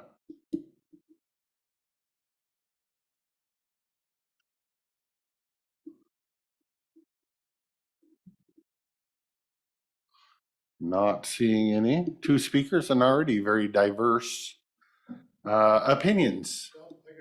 All right, come on forward. Name and general location for the record. It can't be confrontational. Ideally, no. Okay. It doesn't usually My name get is what you're looking for. Gene Zitterkoff. I live on Schilling Road in High Prairie. And I want to congratulate Lori on her recent election. And it's the first time I've had an opportunity to come in and actually meet yourself, Dan, and Jacob. So that's part of the reason for being here, just to kind of see and get a feel, check out our new building. Welcome, sir. Yeah, so I could restate Chris's question and kind of take offense to someone saying it's being redundant, because it's not. The point of being constitutional is that illegal mandates from our governor that we were all forced to adhere to if we're against the Constitution of this country. And as a constitutional county, we could have respectfully not conformed and still been within our rights. So that I don't believe has been addressed before, to my knowledge. So that's just restating Chris here a little bit, and a group of folks that we know as well. And just to come off the wall a little bit, is there any plans in the next 20 years to do anything with Dalles Mountain Road to improve it a little? Just a curiosity. It'd be a real shortcut for us to be able to use that to go to the Dalles or wherever, instead of going all the way to Lyle, over, and then all the way back. And similar to here, you guys got to go to Biggs and cut over. And I think that's it. Thank you for this opportunity. Can I ask one clerical question so I know how to respond? Sure. You said that we could have not conformed to mandates. What particular? I mean, there was many mandates. I'm talking so about which the mask one? mandate in particular. Mask mandate. I don't want to get into the other subject because it's so touchy. I just don't want to do that. Thank you But for the mostly clarification. masks. Okay. That was just the tip of the iceberg. It's like anything. You got to get your foot in the door. And from then on, so Mhm. I'm just voicing that. Yep. Nope. Probably Yep. not correctly, but that's the best I can. Well, do. I needed more Yeah, direction. I agree. So, Yeah, you need good- a little good more call, focus sir. there. Is that all you have, or you have anything else for us? Nothing other than it's a wonderful day out. It's should be almost out looking there like enjoying spring the out day. there. Yeah. Don't say that. I'd have to like mow and do weed yard work and paint the Right. house. Oh, And no, I didn't want to go that far. we're not ready for that. Not yet, yet, no. no. Okay, thank you. Thank you, sir. All right, we'll go back in internet land. Anybody else have public comment out there in internet land? 48 viewers, so somebody's got to have something to say. Anything related to something that pertains to this county?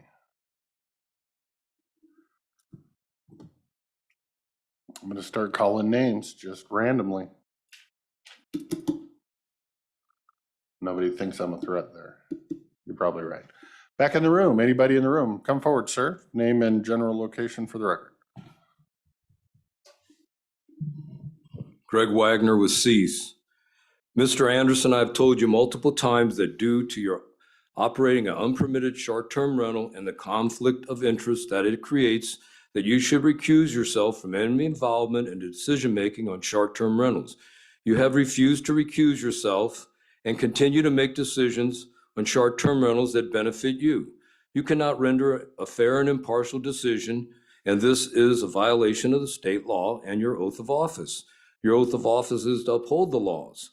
There is an existing process to obtain a conditional use permit for a short-term rental. On January 12, 2023, Mochi Lindblad told you that short-term rentals require a conditional use permit, but you refused to trust the process and obtain one, the same process that you tell citizens to trust. On January 2nd, 2023, you helped make the decision to end investigations on short-term rental complaints. You have 2 complaints filed against your short-term rental.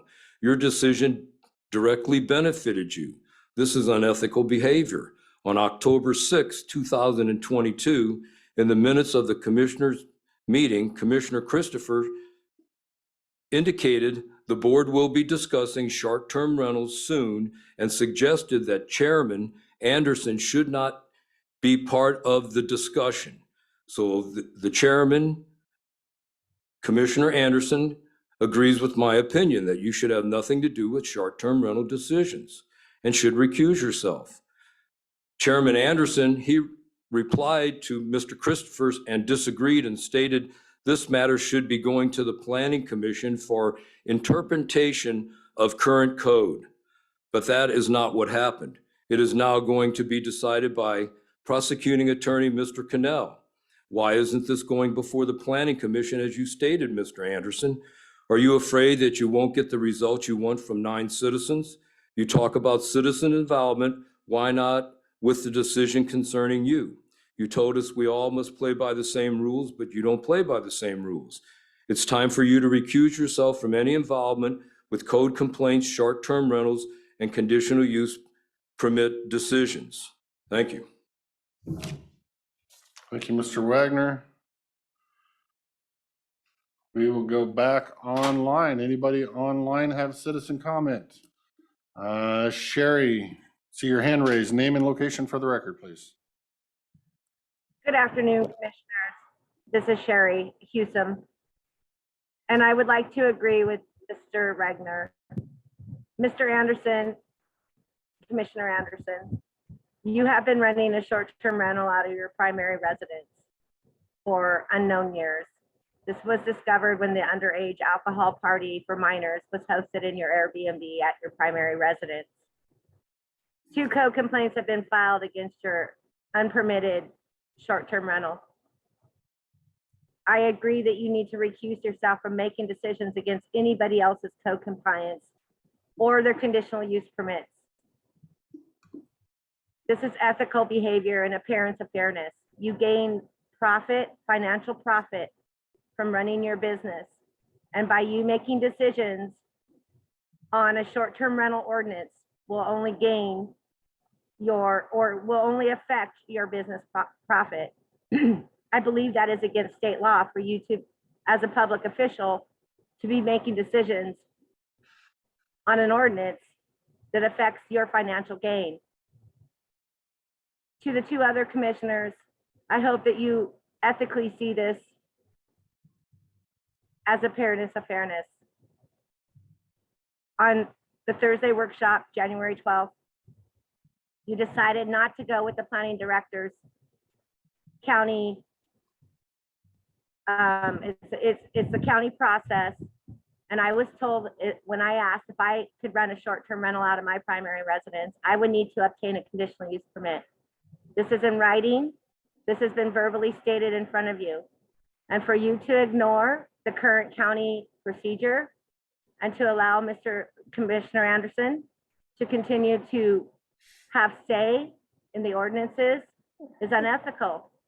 And for you to continue to turn a blind eye to short-term rentals that do not have a conditional use permit at this time with code complaints for operation is that I believe is unethical as well. Our county does have a process, and until you write ordinances that further dictate short-term rentals, you must abide by that process. And I'm very disappointed that we have continued on down this line of not dealing with code compliance. The county commissioners have taken responsibility for the code compliance officer, and you have decisions to make going forward. And maybe the short-term rental ordinance does need to go in front of the planning commission. I don't agree that the prosecuting attorney should have been the one appointed to write those ordinances for our county. So I would like you to reevaluate the current situation. Unfortunately, as it is, we do have a situation here, and I hope that you ethically abide. Thank you. Thank you, Ms. Bosque. We'll go back in the room. Anybody in the room have citizen comment? I'm seeing none. We'll go back online. Lynn Mason. Thank you, commissioners, for your time today and listening to my comment. First of all, I'd like to ask the commissioners to comment on the status of the animal shelter. I haven't heard any updates, and it's going on a year since the sheriff's department received $670,000 for an animal shelter that is direly needed in Klickitat County and in Goldendale. So I'd really like to know how that's progressing. I'd like to also comment on some cougar numbers that were stated last week, and I think Ms. Gilbert talked about.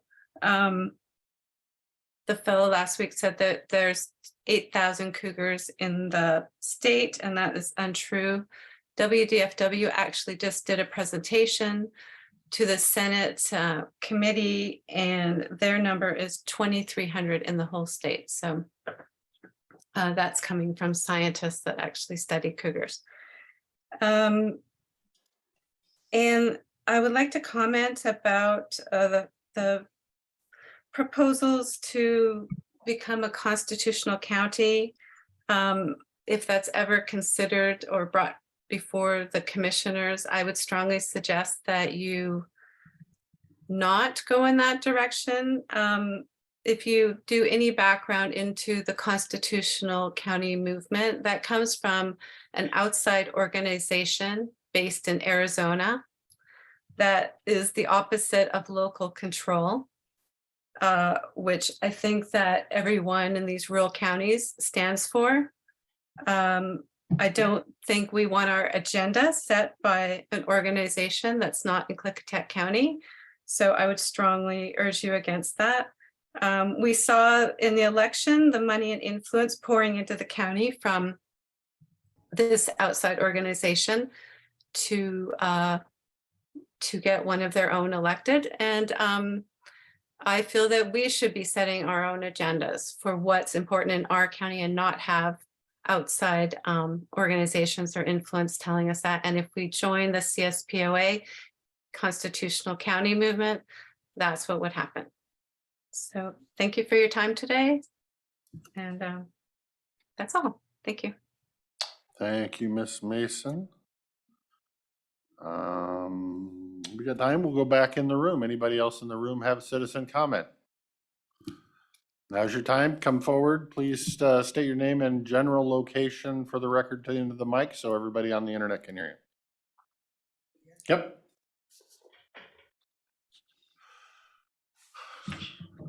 Yeah, my name is John Parr, and I was just listening to this lady's comment. I would dispute the issue of a constitutional county coming from another group in Arizona. That sounds a little far-fetched to me. But what I do know is there is a large faction of Klickitat County people that are concerned about a constitutional county. And they do have some real concerns.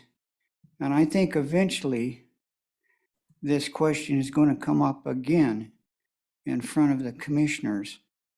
And I would seriously think that the commissioners should take some notice, because this direction is building. I think that's about all I have to say right at the moment. If anybody else would like to make a comment, you can dispute my words if you want to. But this is a real issue, and I do believe it is building within the county. That's all I have to say. Right. Thank you, Mr. Parr. You didn't give us your general location where you reside in the county. Can you, for the record? Yes, I live not too far from Schilling Road. Schilling Road area. Got it. Thank you, sir.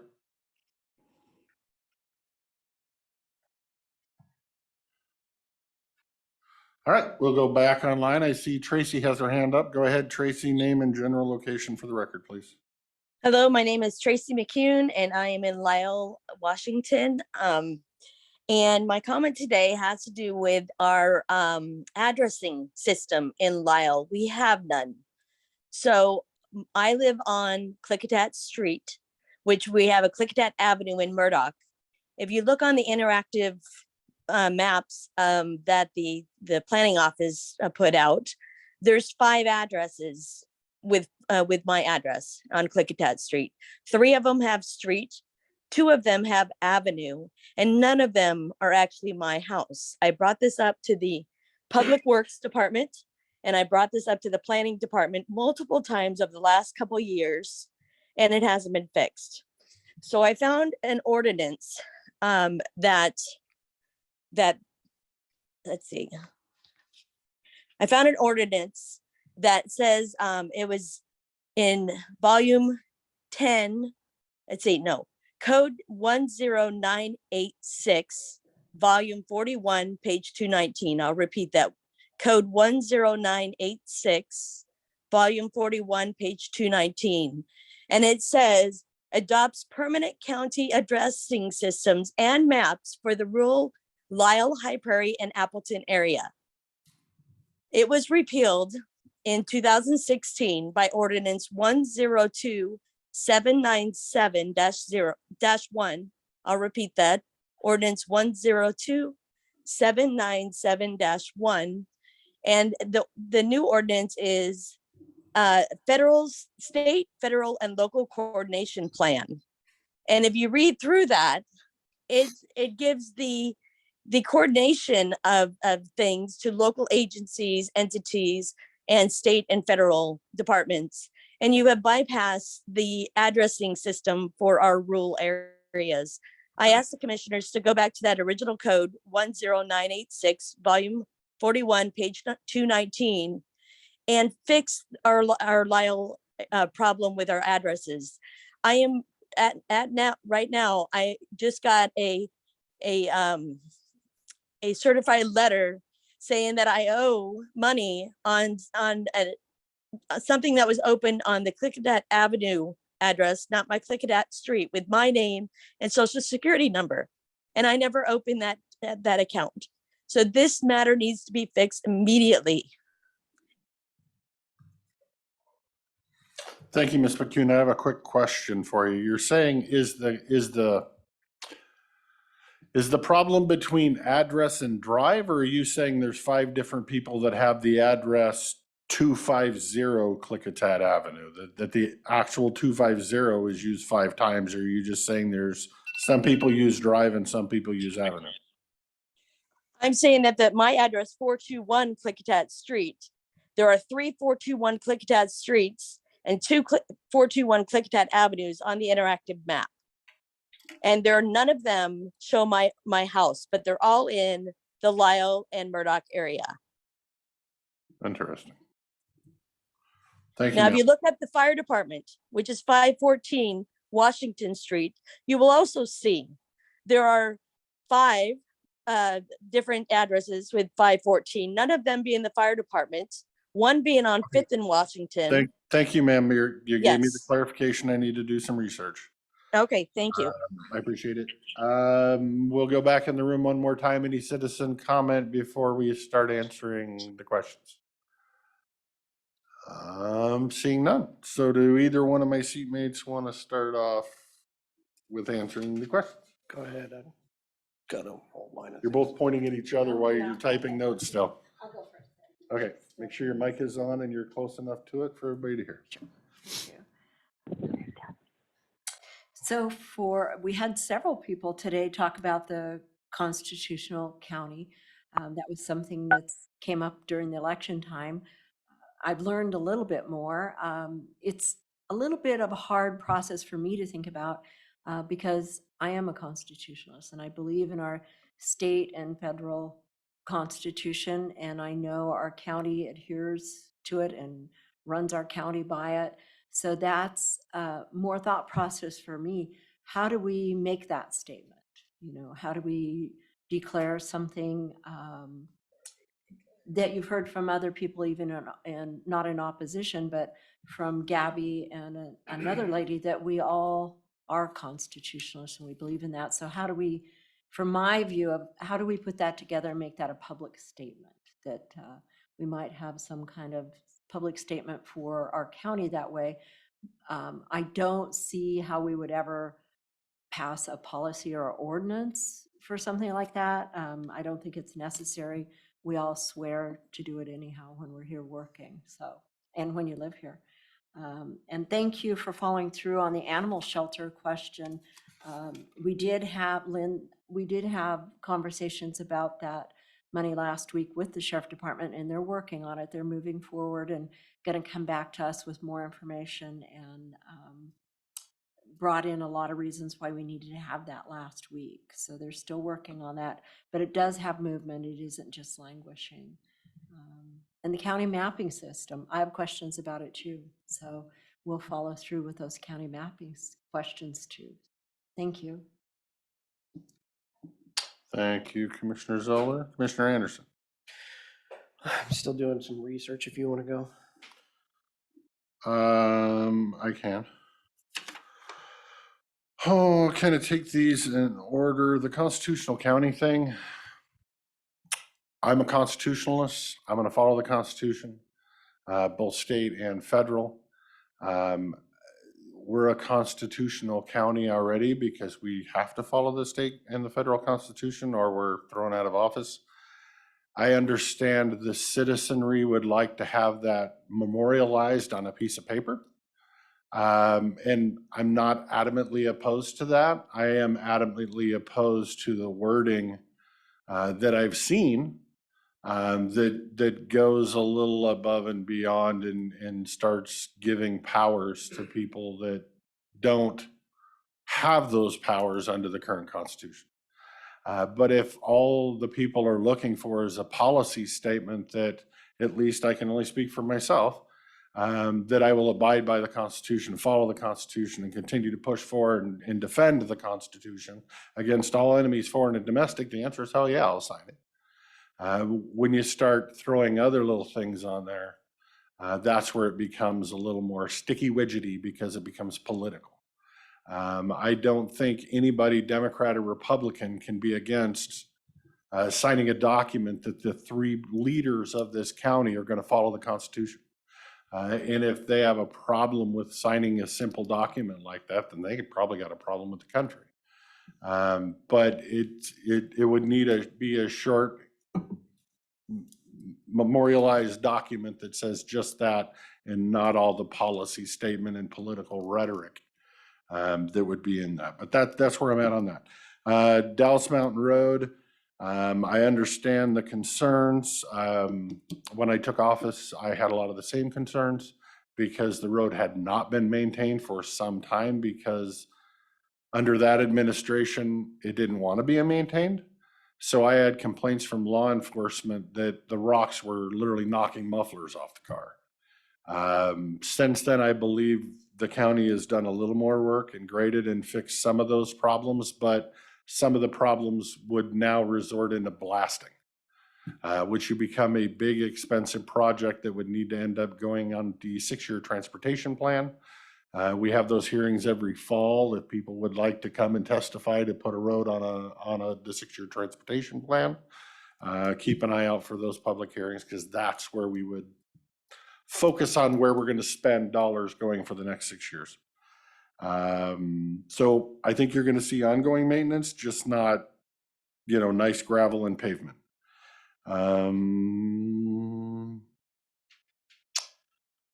To Ms. Bosgate, saying that we choose what codes and laws that we choose not to enforce, that we shouldn't be allowed to do that. I think this county has spoke clearly during the last election that it believes that its elected officials should be able to choose which laws and which codes it doesn't want to enforce. So if currently we are working on a short-term rental legalization policy, why would I want to attack one person or the other 500 people that are currently doing it for political purposes when we're going to change the rule in a month? That's why nothing has happened on this, and that's why this board and past boards haven't done anything, is because they planned on changing the rule. And I will not weaponize our county code to go after an individual that somebody doesn't like. Where's that one? Animal shelter got answered. It's being run by the sheriff, and he's setting up a subcommittee that's going to look into costs and whatnot and then report back to us. We don't know much further. Constitution County. Ms. McCune, I'll look into the address thing. That's a whole new thing to me, so I need to do some research, so I can't really answer your question, but thank you for bringing it to our attention, and that's all I have. Go ahead, Mr. Anderson. Sorry, I took a long time there. You did a great job. And Tracy, I have full faith that our chairman will look into the addressing and we'll be able to get the answers for you. I'm going to let him take that one on. So thank you. Thanks for that, sir. Yeah, thank you. When it comes to the sheriff's department and the animal shelter, the county has offered to use its own property. So the county will be stepping into that using our own assets as match for that. So long as they can make a good business case that the animal shelter was not going to be another, in essence, unfunded mandate that comes down. With regards to the constitutional county, wow. I just saw that sign when I was driving into town this morning. I said, well, that hasn't come up in a long time. You're on the other side of the county. Well, we still got the signs and I drive through every day. Now, with regards to the constitutional county, I'm doing just a little bit of research here, trying to get back to it. And what I heard from one of the speakers is that this organization in Arizona, and that's the American Police Officers Alliance, is one of them that pushes the constitutional counties. And I think there's another couple others. There's also an organization called the Constitutional County, which is new to me. And I'm not going to read out, but if anybody wants to just do some research on it, I firmly agree with what Commissioner Christopher says, as well as what my seatmate, Commissioner Zoller says. Klickitat County is and always has been a constitutional county. We uphold the laws. We all believe firmly in the state and federal constitution. When it comes to things like the mask mandate or that other mandate, and we all seem to have been operating during those 2 years under a lot of duress. And I know that's what, that's the big push. What I like to point to is that it was the state It was the state that gave, the state legislature gave the governor pretty much unlimited emergency powers when that is called. That was the state legislature that passed those laws. Those are laws. And when a law is passed in Washington state, it is deemed constitutional until a court of, the Supreme Court of the state can declare that unconstitutional. So when something gets passed, we have to assume that it's constitutional. We have to operate as such. We don't have the ability to sit here as judge, jury, and executioner of saying what is or is not constitutional. We can have our own opinions, and we definitely did and said that during that time where we were all locked down and shut down. The constitutional, declaring yourself a constitutional county is, I think Commissioner Christopher pointed out, that has its own meaning and that has its own definition. And that might be different than per se us and our following of just the Constitution and the laws that are passed. Now, when it comes to like the mask mandate, for example, and everyone saying that's unconstitutional. Well, if you were to ask me, I would have been absolutely, I believe it. But I can't say that as the elected official of the county, one of the elected officials of the county. I can say that personally. Now, we have 3 branches of government for a reason, and it is one branch of government that we're not in, and that's the judicial branch that can determine what is and is not constitutional. And just because the legislature is willing to give away their power, their legislative authority and their powers to the governor, doesn't give us the right to say whether that's constitutional or not. And whether that governor chooses to use those powers, and we're the ones that have to either implement it or, as I think we did at that time, do everything we can to not have to implement it. The county, we did not fire anyone for not being vaccinated. We did not go after anyone that did not wear a mask in the offices. We didn't fire anyone for not wearing masks. We try to do, especially in touchy subjects like that, we try not to shout from the rooftops when it comes to it. I agree. We try to do what we can to protect our employees and our citizens without bringing down the heavy hand of the state government, because we don't have control over what Labor and Industries does. We don't have control over what the state police do. But sometimes the best thing you can do is, as this sheet in front of Commissioner Christopher says, keep your mouth shut. And Says so never miss a good opportunity to shut up. And so that's kind of where we were at during that time. And I hope that helps you understand our thinking during those times, where at least I think I'm speaking for myself, but I saw Commissioner Christopher nodding that, you know, it's not that we were trying to say we're not constitutional, we don't believe in the Constitution. It's that when there are laws that are passed and there you have a whole lot of bureaucracy and government above you pushing down, you do what you can. Thank you, Mr. Anderson. I do want to make 2 more comments. I know we're running way late. And she's got one more too. A quick one. I think Commissioner Anderson is right. There's times to push back on your soapbox and say it loud and proud, but when you do that, you bring government attention. You bring the state on you. They start pulling your grants. They start affecting your people. If you push back quietly and just like me, I went 2 years without ever telling someone they had to put a mask on. I never told anybody they had to put a mask on, ever. Never enforced it. Quietly. It kept the state out of our business. There were no fines. There were no grants that were not capitalized or not sent to us. It's just the quiet approach. It was the same approach, just the quiet approach.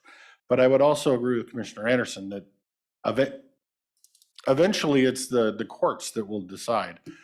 Because we have a difference of opinion. You walked in the door today and there's a sign on the door that talks about no open carry of firearms in the building, which was a new law passed by the legislature last year. My interpretation of that law, that means inside this room when there's a public hearing or a public meeting taking place. The rest of the room, in my interpretation of that law, is off limits from that sign. I obviously have a different interpretation for the law than the person that put up the sign. The sign came from the judge. So he's obviously got a different interpretation or wants to go a different way about it than I do. And can I put up a fight? Sure. Take it all the way to the Supreme Court and spend taxpayer money, or I can just keep my gun under my jacket. I'll live with the gun under my jacket. Let somebody else spend the money on that court fight for, $300,000 if they want to. So those are the two things I had. Ms. Solar, go ahead. I just wanted to address short-term rentals really quick. That didn't get past me. I can say we made leaps and bounds last week with that document, which we had a document preformed that went back to the prosecutor. That's his job, to trim through that document and make sure we meet the intent of the law at the state process so that we can get it on our books as an ordinance. And then we can move through managing those short-term rentals the way we need to do. And I was happy that he took that on. That's where that needs to be. It's already been defined. If it were just in the beginning processes, it would go to Planning Commission, but it's more in the final processes. So once the prosecutor gets done with that, we can move on with short-term rental. And he set a time frame, I believe, of 30 to 45 days to have that done. So that was a good thing. Commissioner Christopher, I'm good. can I fix one? 20 seconds. I just realized we have Commissioner Janicki scheduled at 1:30, and if I'd have remembered that, I would have never taken citizen comment longer than 1:30. So I want to apologize to her, but if you get 10-second comment, make it. Just wanted to clarify one thing factually. We did require masks in our commissioner meetings during the time when we were required to wear masks in the meeting. So we were following those rules because we did not want to get crosswise of the governor and the police. The masks were mandatory in the library also. We don't have control Yeah, over the it's libraries. not us. All right, thank you everybody for their comment. I especially thank the new people for their comment. It's always good to hear what the people out there are thinking. With that, we will move forward. No public meetings, public bid openings. So we will move forward to Skagit County Commissioner Lisa Janicki with a presentation and discussion regarding strategic planning. And I once again want to apologize to Commissioner Janicki for not being on schedule and being conservative with your time.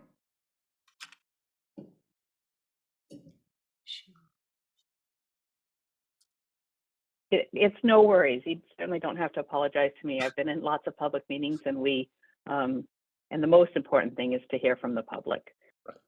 So I'm assuming that I have the ability to share screen. Is it okay to give that a try? It's Yes, go ahead. sometimes a risky proposition. Let's see if we can pull up that PowerPoint that was shared with you last week. Are you able to see that Yes, we are. PowerPoint? Wonderful. It's modern miracles.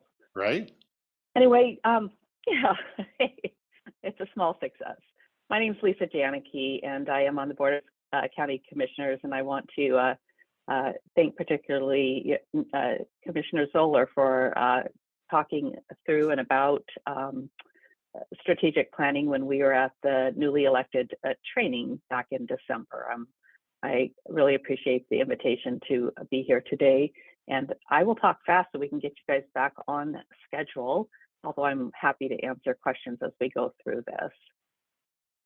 So Skagit County, just for a frame of reference, sometimes I call us the Goldilocks size county. We're not too big, we're not too small. At 130,000 or so in population, we are sandwiched between two much larger counties, and of course in close proximity to the big counties there down around Puget Sound.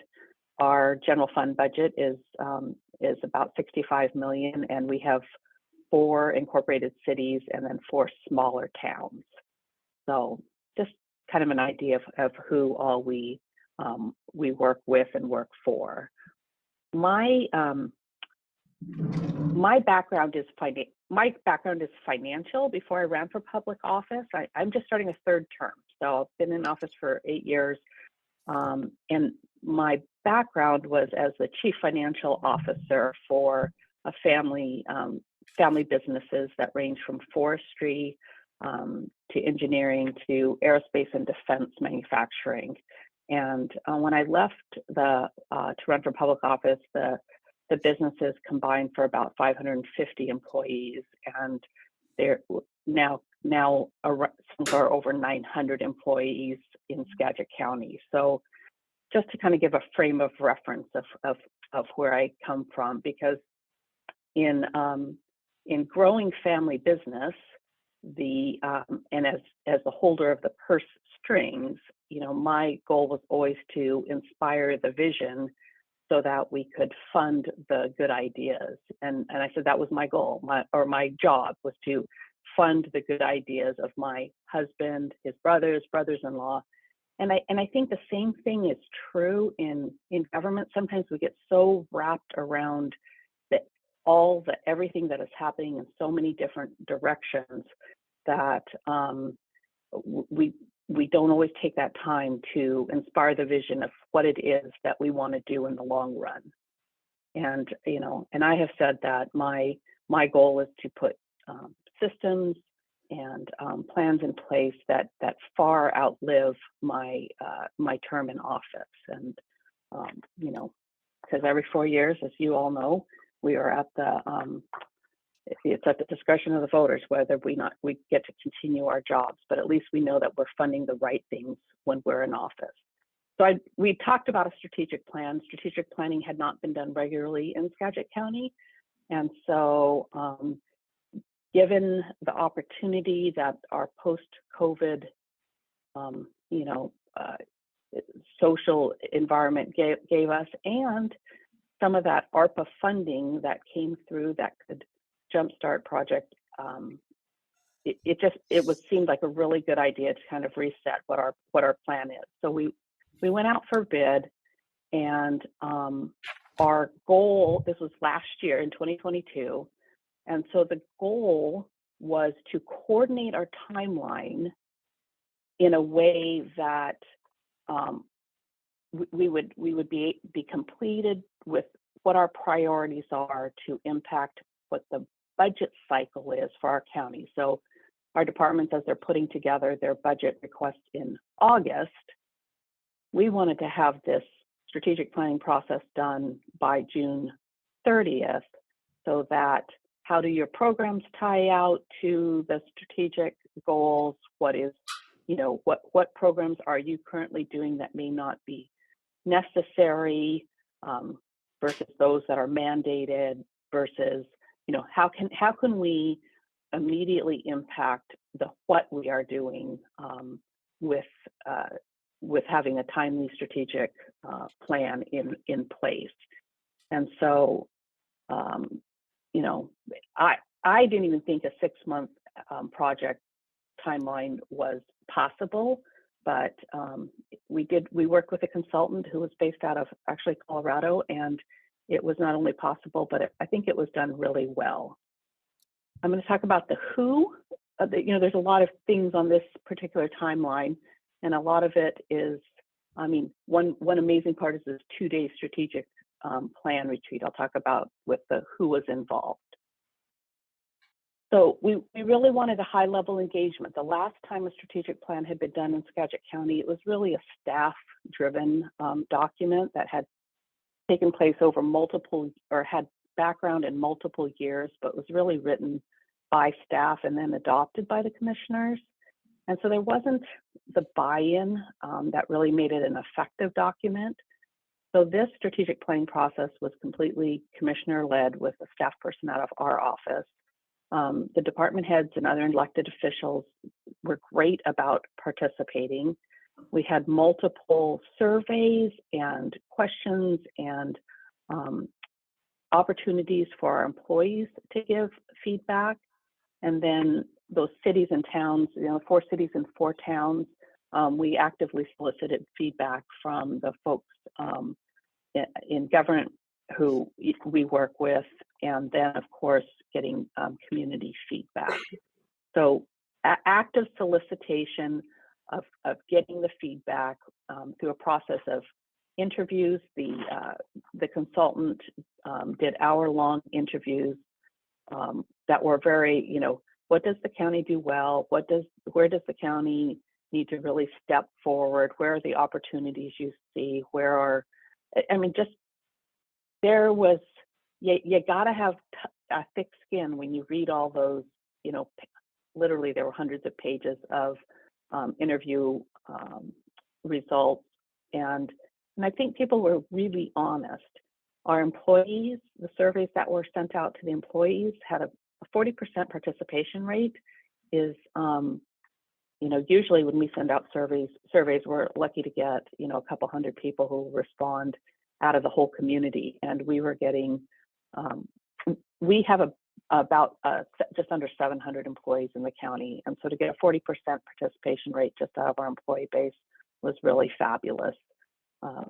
Some people don't like surveys. They don't want that they don't want to be anonymous. They want to talk about things. So there were also some focus groups where folks were invited to talk about where the opportunities are in the county, and where we were perhaps not spending our time as well as, and time and resources as well as we could.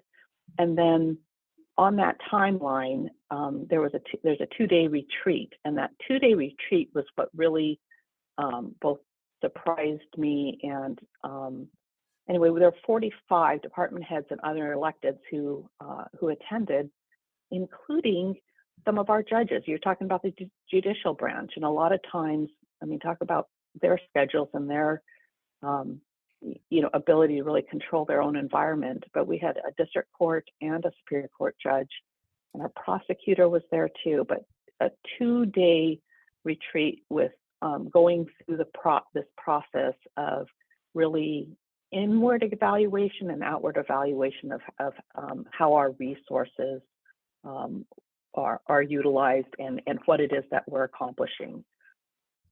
And it was that thing of lots of post-it notes and discernment, and then in the end, the commissioners in front of this whole group of electeds had to go up and sort out our priorities based on the inputs from all these folks. And from it came, some of these things are very typical in a strategic planning process, establishing what our values are and being able, to talk about those highest priorities, what are our deeply held beliefs, and what really drives us as Skagit County. And we really look at it as the heart of what our organization is and what our employees stand for in this world. So it's the why we do what we do. Vision and mission. Sometimes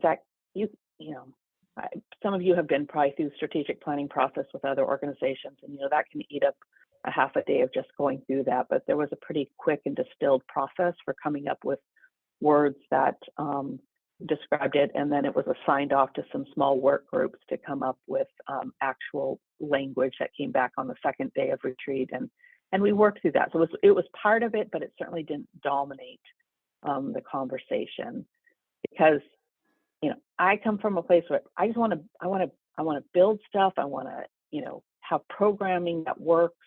I want to see results sooner than later. I am impatient in that, and really that comes, I think, coming out of the private sector on, we didn't have the time that some places have, but or some entities will take to plan things. We like in private sector, we like to move fast, and I like to move fast too.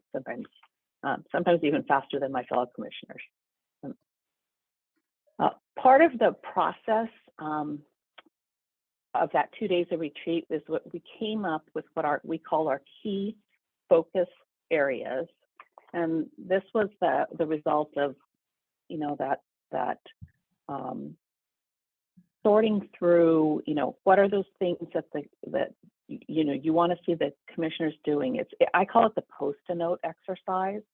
So where there were broad categories and everybody who participated would put forth ideas. And like my parks director was there, and he wanted to make sure that green infrastructure was part of the long range plan, the strategic plan as part of our health and community responsiveness. And I'll tell you, it was good that he was there, because I don't know about in your particular budget, but in our world, law and justice is about 3/4 of our budget, and the presence of our judges, our prosecutor, and our sheriff was there, public defender was there.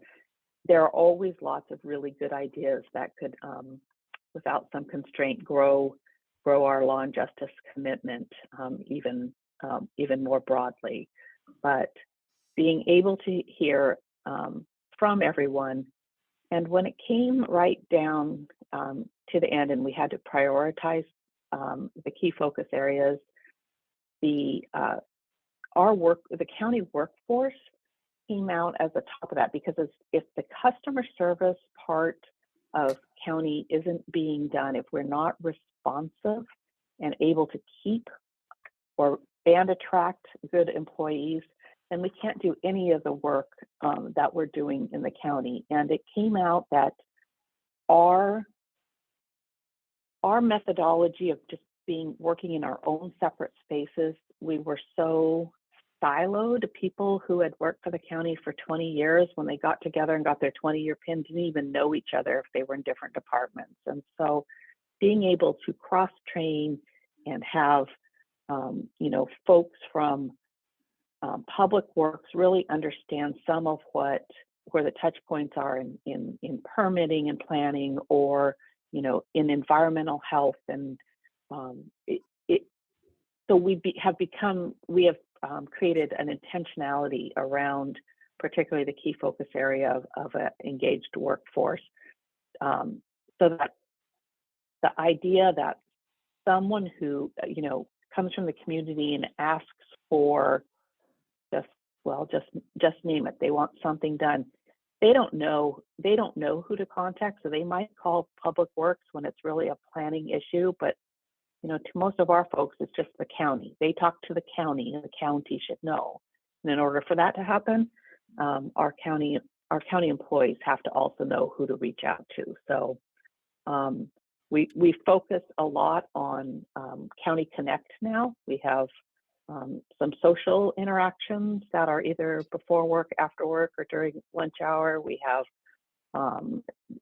informational presentations that are on Zoom that are 30 or 45 minutes long, and just being very intentional about cross training. And we are also engaged with, we've engaged our employees in these key focus areas to help carry the goals and objectives for establishing the SMART goals.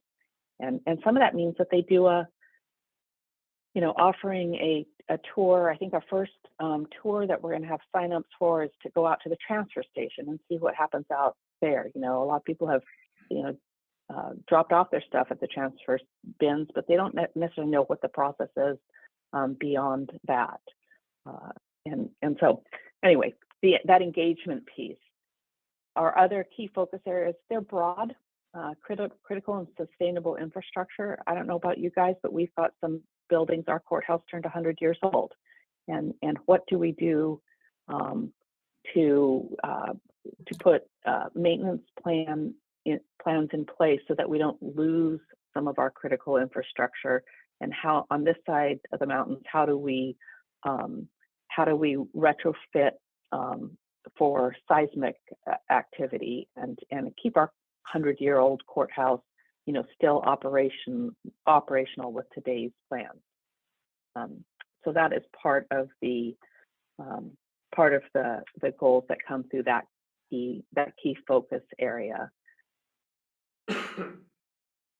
Our key focus areas, so there's goals, and then there's SMART objectives that give both dates and have measurable outcomes.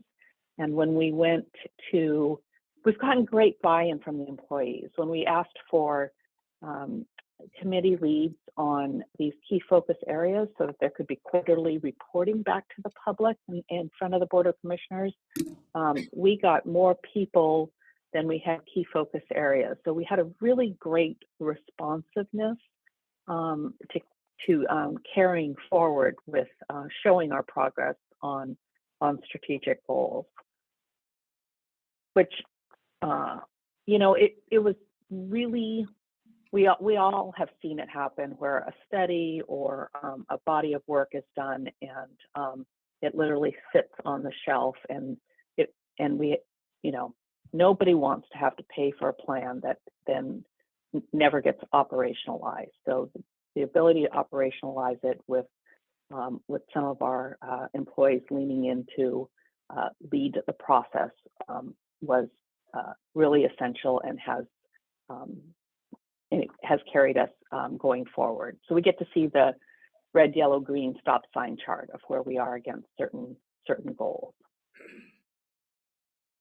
So we're talking about the key focus area leaderships, working on our strategies for achieving these goals, and then the measurement and success to adapt as we go forward.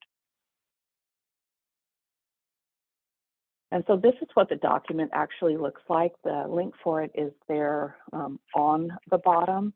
And while it summarizes that body of work that was really done and gives the outline of, you know, what our key focus areas are, I think the most important part of what we are doing and how we are doing it is how engaged our employees have been on actually working through the, you know, they want to be able to check things off the list and see that it happens. And if it's not happening, you know, in the time frame, to be able to, you know, push on us as commissioners, to push on others who may have influence in, say, our facilities goals, and to make sure that we keep moving forward and that this little booklet document doesn't just sit in some electronic bookshelf somewhere and not get used. So there's that website link for the actual strategic plan document, and I am going to stop share and turn it back to you, see if there's any questions perhaps that I could answer. Questions, Ms. Zoller? This is. I have no questions, but I just wanted to say thank you right now, just in case you get away from me. I appreciate your time. Okay, Mr. Anderson, questions this early in the game?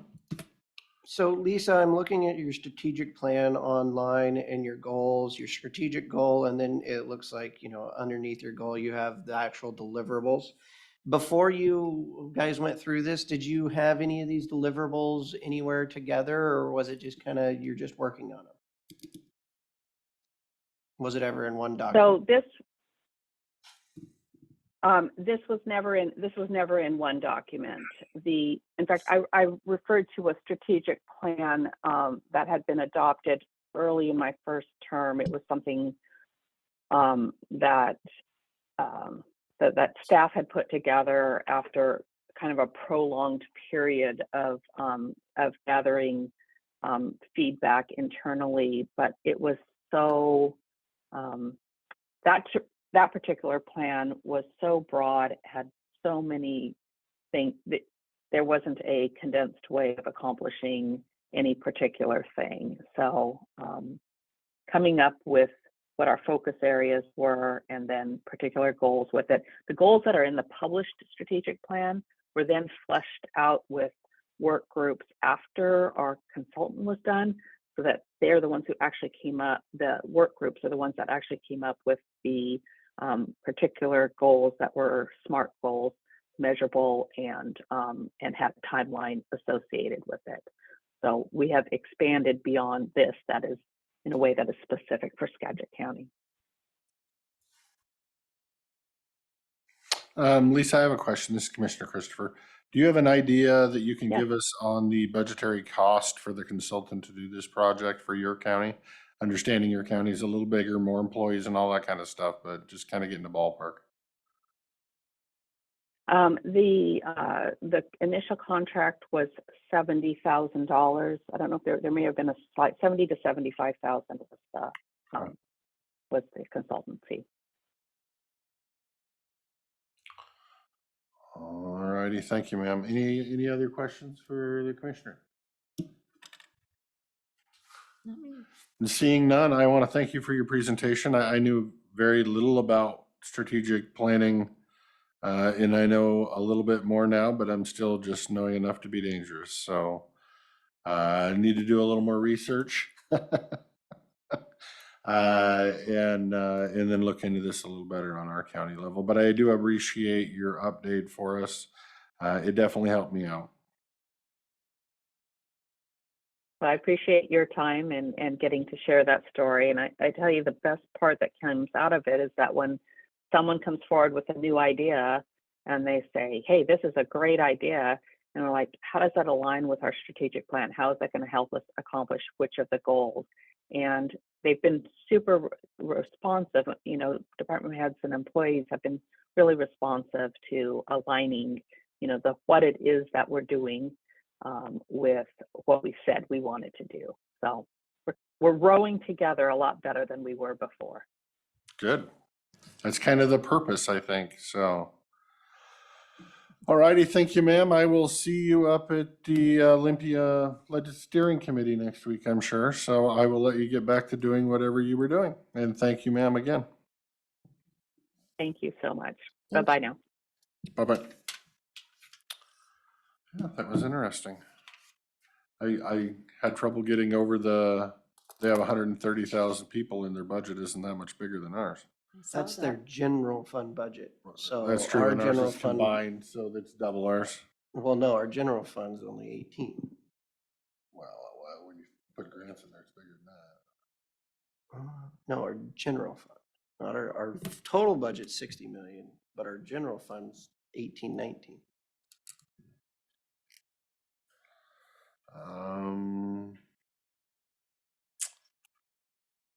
That and the law and justice is 0.75% of their budget, which is well more than ours. So it was interesting. The cost is scary, at least for them. They have far more employees and 45 people attending their little mini conference. So, are you ready for a motion, Mr. Chairman? Sure. Mr. Chairman, I would make a motion to recess the Klickitat County Board of County Commissioners meeting to open the Board of Health meeting. I would second. All right, we have a motion to recess the Klickitat County Commissioner meeting so that we can open the Board of Health meeting. I will make a note that Commissioner Anderson, I believe, is still chair of the Board of Health. So he would be needing to take over. All those in favor of recessing the BoCC meeting, say aye. Aye. Aye, motion passes. Are you sure on that? Huh? Oh, that's right. All right, meeting canceled. There's no chairman to operate this thing. The vice chair is gonna operate it until we get a vote, I guess, huh? Yes. Vice chair is out in the hall. Come on in, vice chair. You gotta run this shindig until we can elect new officers. The chairman's not here. You're next in line. That was last year, wasn't it? That I was I haven't seen a letter yet. Am I still on board? Yes. Okay. This year you're the chair. He's like, wow, I don't know that I signed up for all this pressure. There's no pressure. Everybody has an airway. Right? Pulse. Yeah. Airway it's good. pulse, yeah. It's all yours, sir. Thank you, gentlemen. Okay. Thank you. I'd like to begin the Board of Health meeting for this date, the 24th of January. All Board of Health members are here. Haven't met Commissioner Soler yet. And we'd like to begin with I guess, approval of the agenda. Did everybody have a chance to review the agenda? Yes. Mr. Chairman, I move that we approve the business agenda as presented. Second? Okay. It's been seconded, and all those in favor? Aye. Aye. Aye. It passes, and move on to the adoption of the minutes. Has everyone had a chance to review the minutes? Yes, yes. Yes. Mr. Chair, I make a motion that we adopt the minutes. Okay. I would second the motion. All right, the motion has been seconded to adopt the minutes. All those in favor, say aye. Aye. Aye. Motion passes. And we'll move on to the election of officers. So in accordance with RCW 70-05-040, at the first local Board of Health meeting for the year, the members shall elect a chair to serve for a period of 1 year. Historically, we have elected a chair and a vice chair, but the RCW only asks that we have a chair. So you all can decide if you want a chair and a vice chair or just elect a chair. Doesn't matter to me either way. I mean, somebody can always step in being the acting chair if the chair can't be there, so. Correct. Mr. Chairman, I would move to elect our current BOCC Chair, Dan Christopher, as Chair of the Board of Health for the year. Okay, Dan Christopher's been nominated. Who's I make second? Carry or- a second? If you want it to continue. If you want to continue, Forgot where I was there. that's all right. Not that I necessarily want the nomination, but No, I'll we're take going to it. second that. Okay, the nomination's been seconded. I guess we vote and then there's a discussion. Is that Discussion and then vote. discussion? Thank you. Yeah, it's just been historical that the chair is also the chair of this. Last year, we did it a little bit different. But I think that's the exception to the rule. So I would be in favor of going back to the rule and having the BOCC chair be also the chair of the Board of Health. Makes running the meetings a little easier. Sorry, lengthy discussion, my bad. No, thank you for your comments, your perception. Any other comments? Okay, let's put this recommendation to vote. All those in favor of Dan Christopher being the chair of the Board of Health, say aye. Aye. Aye. Aye. Passes unanimously, and you're in. Commissioner Do you Christopher. have a copy of the agenda? I cannot find it on my laptop anywhere. It's I've been scrolling and I can't see it. Thank you. Don't like my mic? I can hand you mine and we can you share. with me and I'll give you? Yeah, yeah.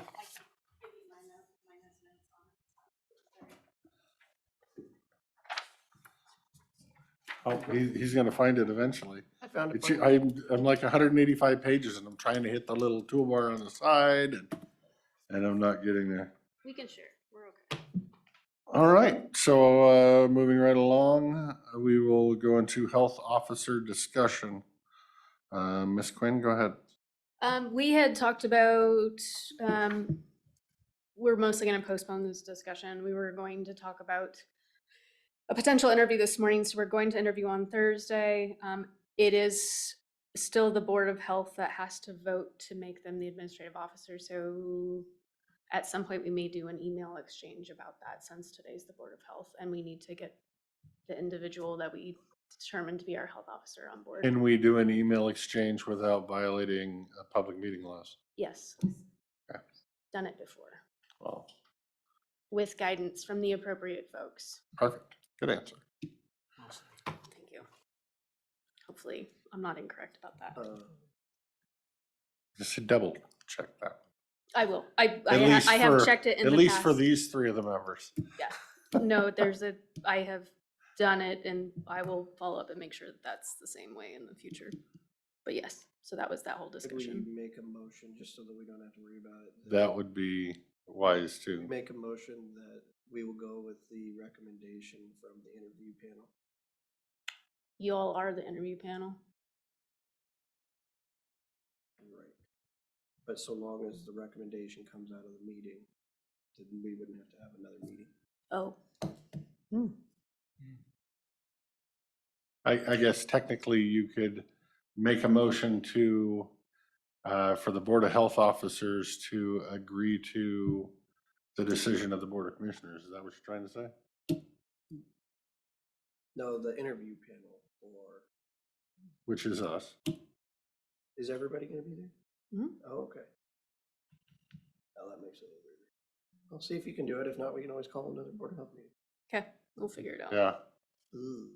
But we have to advertise it though. We do. 2 weeks out. Correct. I will work with the appropriate folks to figure it out. Okay. So that's all I had on that. Okay. That part. Then we will move forward with approval and update of the 2023 clinical services fee schedule. Yes, so this will look very similar to what you did in November. I imagine that we're going to be doing this every time we have a Board of Health from here on out.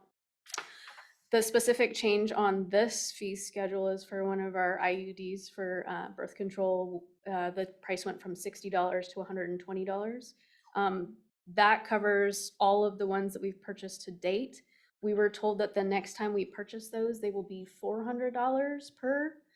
So we will, once we run out of the ones that we've purchased for that price, we will then do a so about March, we'll end up asking to have that updated again.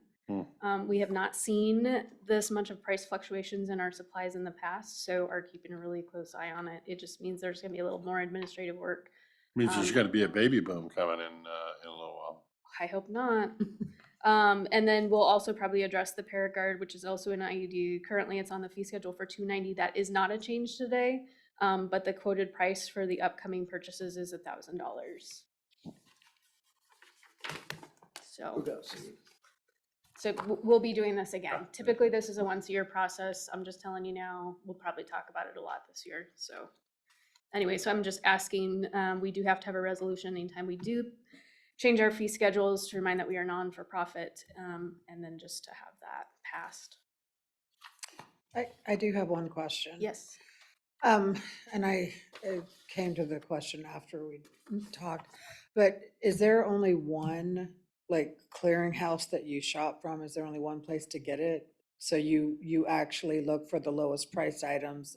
Yeah, we have there are a couple of things, and I can't tell you exactly what they are, that we can only get from one vendor, but for the most part, we have multiple clearinghouses that we do price checks. We do price checks, and we also look for outdates. So making sure that when we purchase something, it doesn't expire the following month. Like we look for things that have longer, so when we put them on our shelves, that we're not wasting anything. Okay, thank you for that clarification. Yes, we actually do a really good job of. How long does price one of them IUD things last? Is it 3 months or is it a year or IUD, whatever it is? It can be up to 10.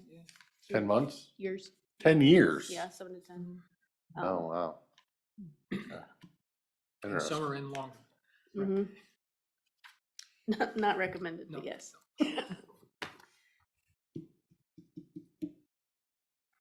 Wow. How effective? 99% probably? I think 98, 99, yeah. Huh, interesting. All right, sorry, off topic. No, that's, that is what we were I'm discussing an today. old man, you know, No, that's fine. that stuff's new to me. I also included, just for your situational awareness, because I finished this we put it together yesterday, just kind of how our fees work and the prices associated with them. So.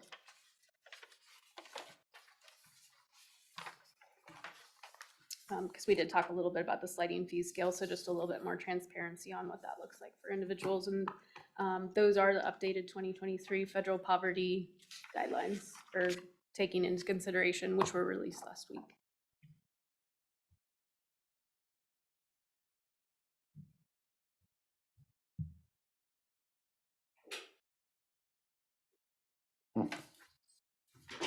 So, Mr. Chair, I make a motion to approve the current fee schedule. All right, we have a motion to accept the proposed fee schedule. Do we have a second? I'll second.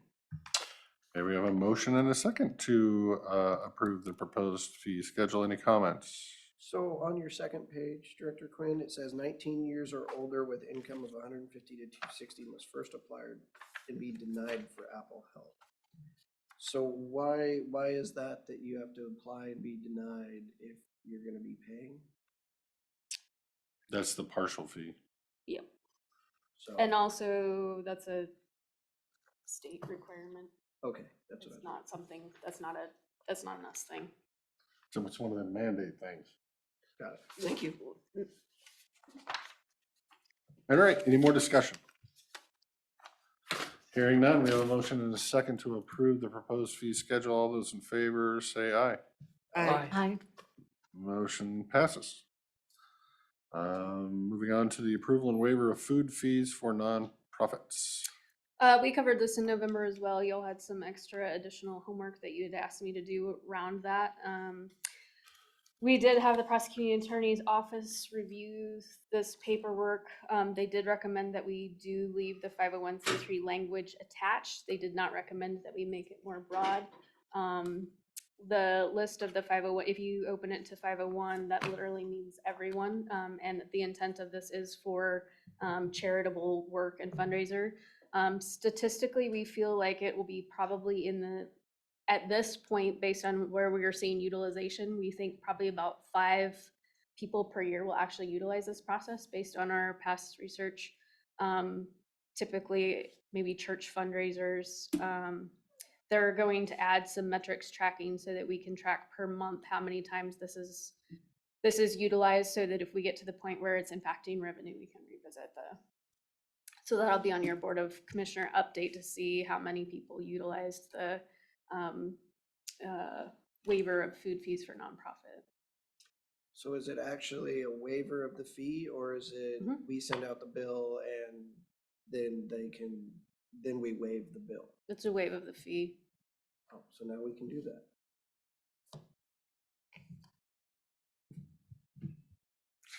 Depends on what week it is, apparently. I don't know. I'm still confused about exactly when the timeline occurs that we can waive the fee. So by law, we're allowed to waive fees. It's just a matter of, can we waive the fee before they get the bill? Or can we waive the fee right off the bat and tell them they were waiving the fee? Or do we have to wait until the fee's assessed to be able to waive the fee? There's some legal definition there that's what we're debating. I will follow up again on that. My understanding was that we could waive it. Okay. But I will follow up on that before we implement that, if you all approve the resolution. Yep. Yeah, I think there's no doubt that the fee will end up being waived.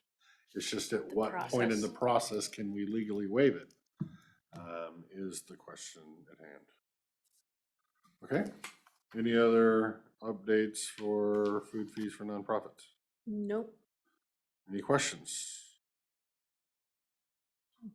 All right, hearing none, we will move into public access to the board. This is the time for the general public to ask Board of Health related questions to the panel of the Board of Health and or the public health director. Anybody in the room have citizen comment for Board of Health? Anybody online have citizen comment for the Board of Health?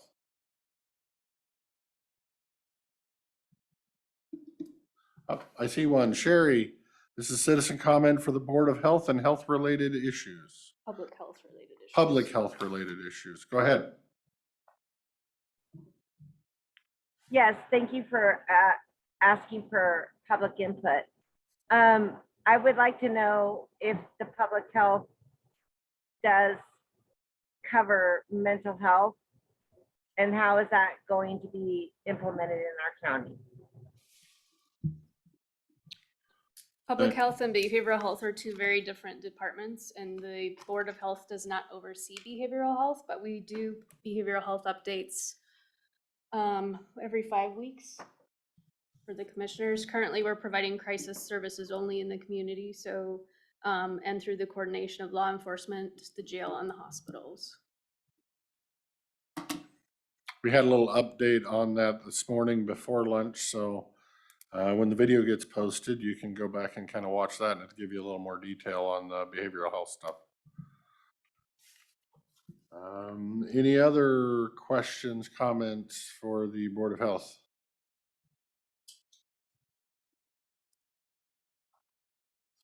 Seeing none. Going once, going twice. All right, last call. Public comment is now closed for the Board of Health.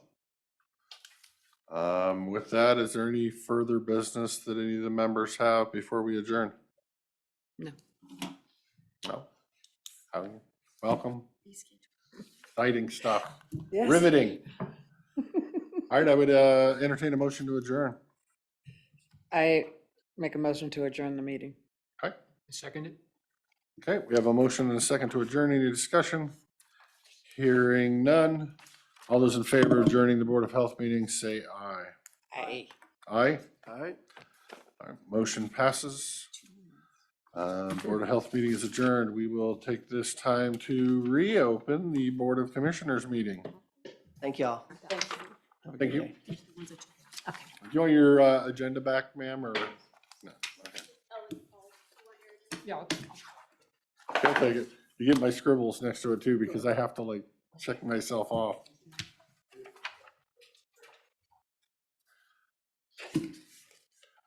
Miss Aaron, future Board of Health meetings, can you print me one of those agendas and bring it for me? Because I'm kind of slow. I just get confused about when we want printed and not printed, but next time I get He's print nothing. I just want an agenda and I'm good. I'm okay. No, I'm okay. Yeah, just an agenda is all I care about. All right. Moving right along, unfinished business. I guess we can do that now, or we can wait and do it later. We can talk about legislative stuff, planning department or planning commission stuff. Yeah, let's do that now. So are we in new business or? Unfinished business. So I was gonna give you all a quick update on Wasack. We'll wait for Commissioner Anderson to come back. Anybody need a recess break, comfort break for a couple of minutes? Or is it just me? Yeah, it must just be me.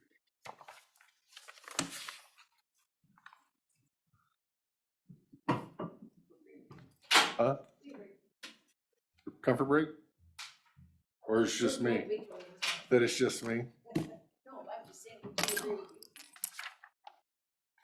you. Thank you, sir.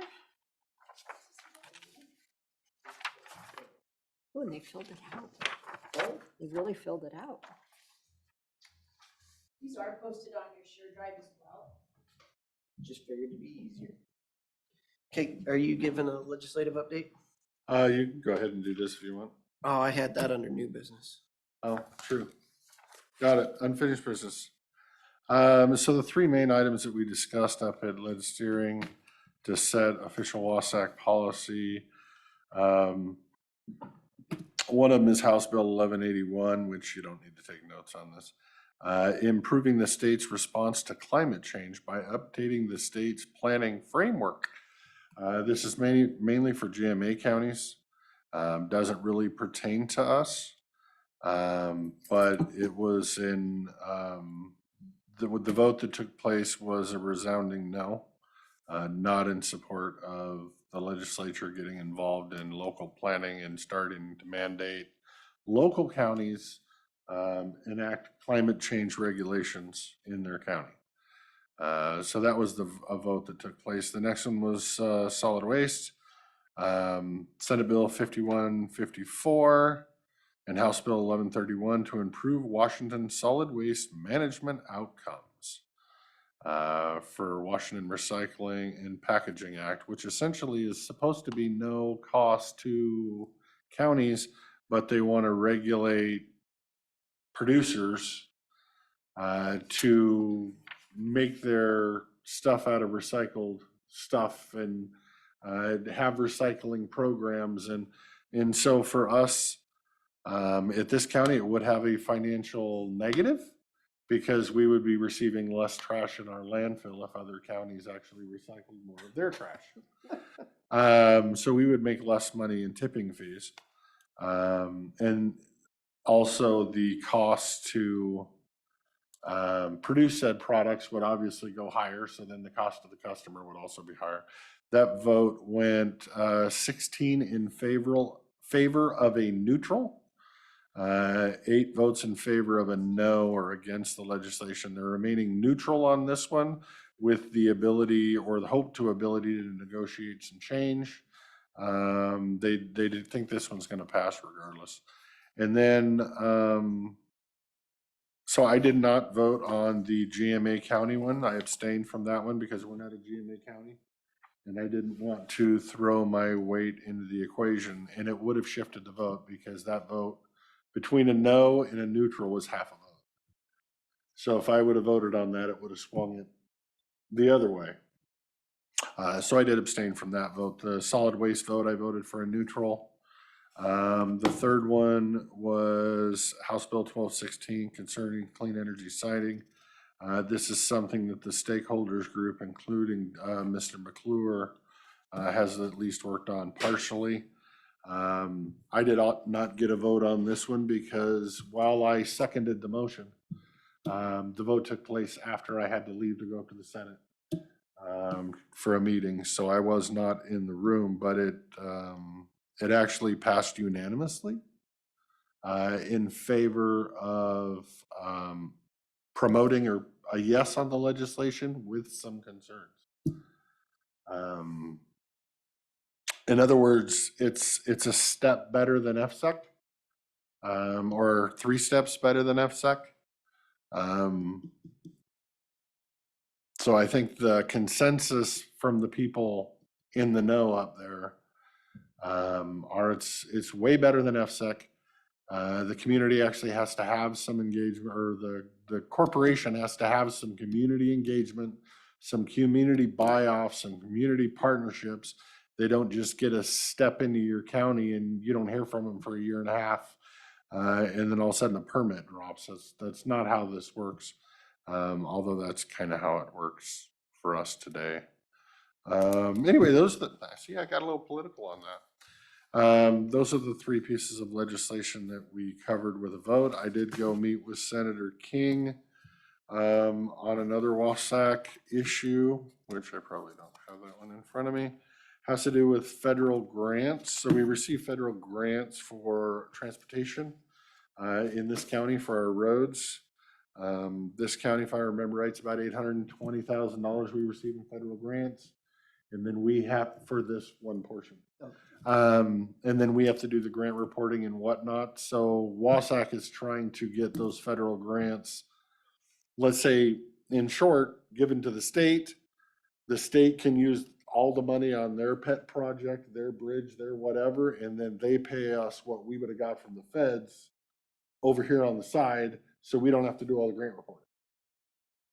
And you don't have to have them. So this is a pilot program for the 20 smallest counties to get our money without having to jump through all the grant reporting hoops of the feds. State can just allocate us $820,000. We pay them 10% for grant administration. The WASAC thing that was approved at the WASAC conference last year, this, salmon habitat, and whatever the third one was, in our fall conference that we went to, the county leaders.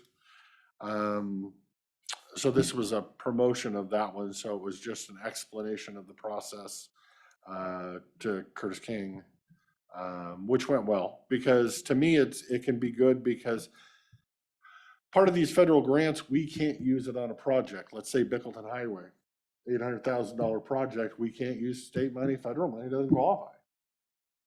We're using county resources. If we didn't have to worry about the grant and whether it qualifies, and the state used that money and just allocated $800,000 to us, we can use it for that project or another project. It allows us more avenue to use the same amount of money. Yes, we have to give up 10% of the money, which there was a talk to with Mr. King about potentially, is that really needed? Would the state be willing to do it for nothing? Since odds are they're taking all 20 of these and putting it on one bridge. So is it really that much work for them? So he's gonna look into not charging us a 10% fee. But anyway, that was what that conversation. During that conversation, we talked about the Pigeon Point, the underpass, Lyle Sandbar, the bridge. I thanked him for all his work on the bridge. He did ask if there was anything he needs to know from us. Is there any asks? Is there any requests? Because he hasn't heard any, and if there is, he wants to know. So think about that one in the next week or so, and if you can come up with a project or something that we might want to put in a formal request for, we may or may not see it, but it doesn't hurt to ask. That's in short my legislative update, unless you want to go over any of these separate bills.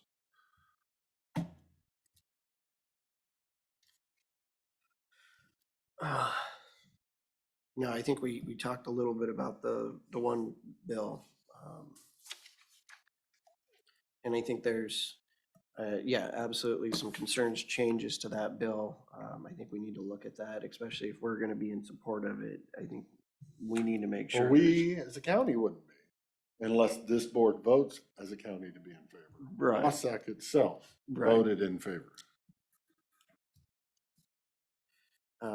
So again, for the most part, when I go up to Wassac, I'm not speaking for Klickitat County. Unless this board decides it wants to be in favor of any legislation. And then if we are, I need to know about it. Because I always preference that I'm speaking on behalf of myself. Right. Unless you tell me otherwise. I guess, are there any bills that you think the county should take a stand on that you'd like to, right now? I know it's real early right now, and we might want to see how the mush gets made. And that's me. I mean, there's plenty of, you sit in the Wassac room and it's divided. I mean, you have left and you have right, and there's a middle. And occasionally there's some crossing of the lines, or there's some blurring. You'll get some Democrats voting against the solid waste plan and the recycling plan because they know what it's going to cost their county. So there's some muddling of the waters, but it's fairly political. But unfortunately, I'm a firm believer in you cannot change the legislature or what they're going to do. All you can do is try to add a sentence, delete a sentence, change a word. And if they think you are neutral with the ability to be on board, they're more likely to change that word or that sentence. If you come out adamantly for or adamantly against, they have no reason to work with you. I mean, we see that every day at 1 o'clock. Adamantly for or adamantly against, and you got to be that neutral that's trying to sway a vote. So at this point, I want to recommend that we stay fairly neutral, because it's also so early in the game. The bills that are proposed are not the bills that it's going to end. And then what do? Change your vote later? So I would say we stay neutral unless, there's a specific bill that's really concerning. And then I'm open to discussion.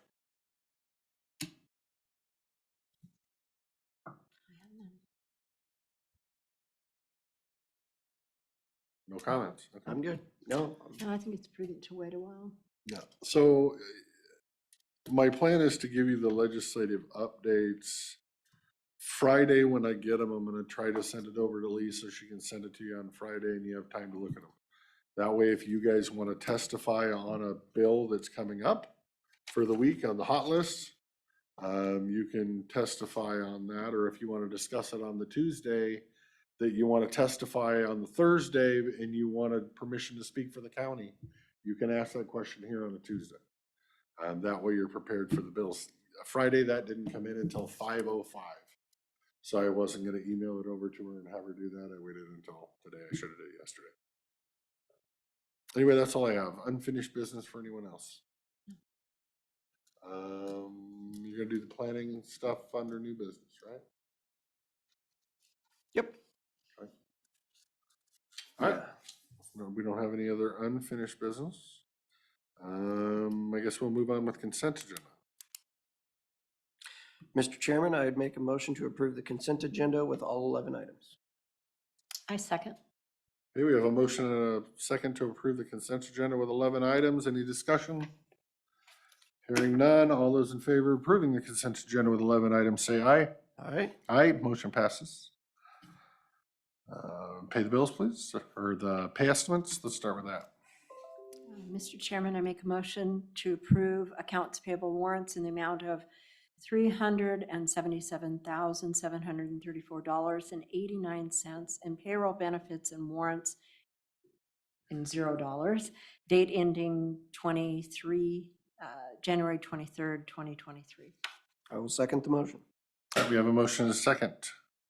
All those in favor say aye. Aye. Aye, motion passes. And Mr. Chairman, I make a motion to approve the accounts payable warrants in the amount of $67,089.01 for the date ending January 24th, 2023. I will second that motion. All right, we have a motion and a second to pay the bills for January 24th. All those in favor say aye. Aye. Aye, motion passes. Mr. Chairman, I would make a motion to pay estimate number 3, final to All Seasons Heating and Air Conditioning in the amount of $21,410.02, which contains retainage in the amount of $1,070.50, for a total net amount of $21,945.27, which also includes $1,605.75 in sales tax for the Pioneer Center HVAC replacement 2021 KC 9-3-C20006 and C21005. And I'll second the motion. All right, we have a motion and a second to pay estimate number 3 to All Seasons Heating and Air Conditioning, and I do miss reading those myself. All those in favor of paying pay estimate number 3, say aye. Aye. Aye, motion passes. All right, next up, Mr. Chairman, I would make a motion to pay estimate number 2, final to All Seasons Heating and Air Conditioning in the amount of $24,650.36, which contains retainage in the amount of $1,202.46 for a total net amount of $24,650.36, which also includes $1,803.68 in sales tax for the Pioneer Center HVAC replacement 2022. That is KC 9-3-C20006. And I'll second.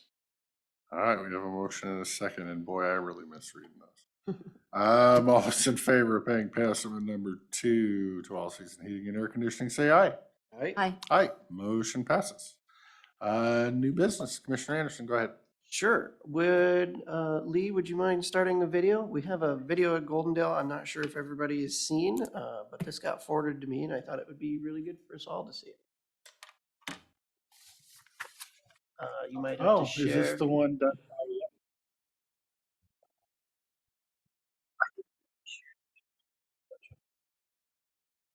Pause it.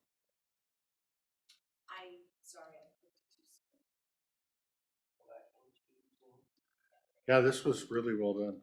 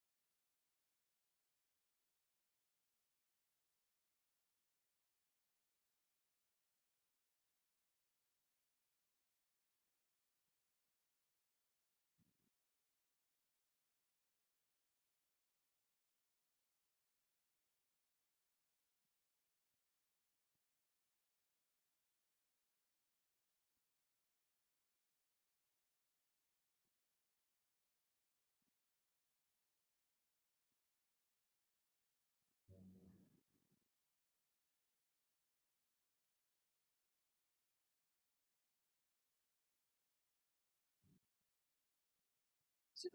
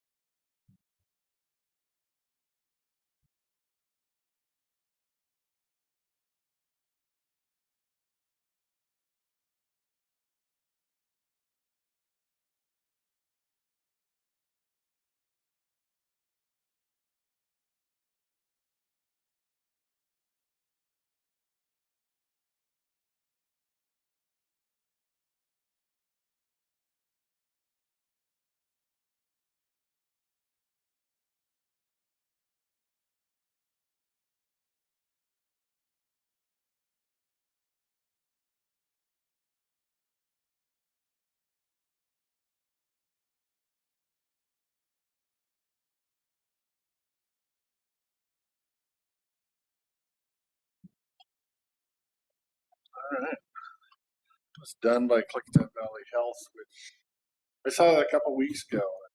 Was very impressed. So thank you for sharing, Mr. Anderson. Yeah, I was really expecting to see the Gold District or Commerce name on it. What? I wasn't.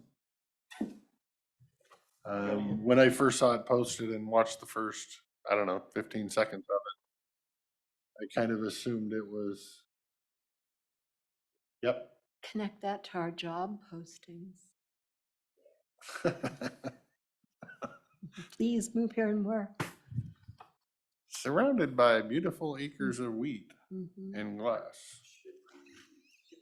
Okay. I'm such an ornery person. Yes, you are. All right. Moving on. Next on your list, Mr. Anderson. for Okay, business. we've had a planning commission vacancy for District 1 for quite some time. And getting names has been difficult.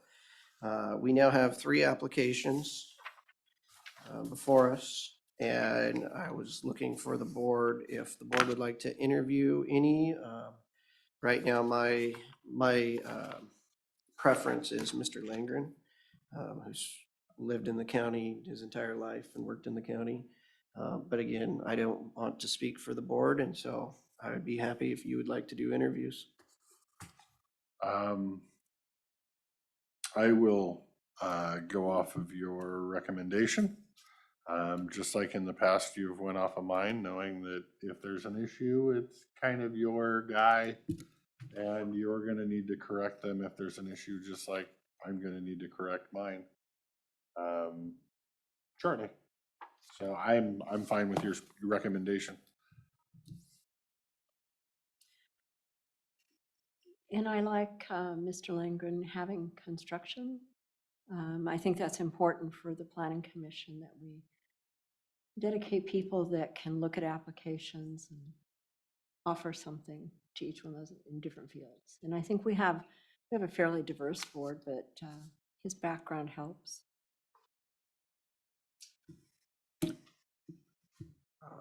With that, I would make a motion to approve Mr. Zach Langren to the open vacant position number 1 on the Klickitat County Planning Commission. I second the motion. Okay, we have a motion and a second to appoint Mr. Langren to the District 1 position on the Planning Commission. All those in favor, sorry. Any other further discussion? I bypassed that, sorry. All those in favor of appointing Mr. Langren to the Planning Commission, say aye. Aye. Aye. Aye. Motion passes. Now we should have a full board for the training, hopefully. Yes and no. So it is still my intention to, and I guess I'm bypassing it. I'm trying to stall, I guess. I don't know, hoping that it gets better. But we have the one position that I have on the Planning Commission that needs attention. But if I do make that change, the change will be adding Mr. Childs, who is currently sitting on the Board of Adjustments. So he will also be in that training anyway. Okay. But that would open up something on the Board of Adjustments, and they would need a training there. So we need to continue to look at potential for an online trading course so that we can send people through. But yes, I'm hoping to have this situation cleaned up by the end of the week. Okay. How quite ominous. It's not something I'm looking forward to, but we have a policy. That policy has an attendance policy. You need to be able to do your homework. You need to be able to come to the meetings knowledgeable and well prepared, that you can have knowing what happened last week and studying your studying materials, because I think it does a disservice to the other board members and to the constituents in the county to not have adequate representation. So I'll leave it at that. Any other new businessy fun stuff? Not on new business. Any other board pending or any other fun stuff in that regard? One thing that I wanted to add to our to-do list or board pending, we still have the agreement and MOU between the cities and the county for the district court costs that we need to finalize. Which at the same time, now we have the 911 dispatch cost share for an MOU and agreement that, we just authorized today, the second one, so it's 1 year. But what I found is that based on the district court cost, it might take us a whole year to get to the agreement stage, when it has to go through their counsel and legal counsel and everything. And then we also have the juvenile and adult probation cost shares that have not even been discussed too. And I think all of those, it'd be nice to deal with all of them kind of at the same time, and before they get into the, building their budget for 2024. Did, when you were having your discussions with them last year about cost share for the courts, did you advise them or tell them that we would be potentially or possibly be coming back asking for new cost shares for things that we've never asked for cost shares for? Well, we by have, I mean, probation. the 911 dispatch is not there, but I definitely brought up the juvenile probation issue that, you know, we've been providing juvenile probation services forever and we've never gotten paid anything on that. I guess that's kind of the question. We'll go to staff, but you have to get in front of a microphone.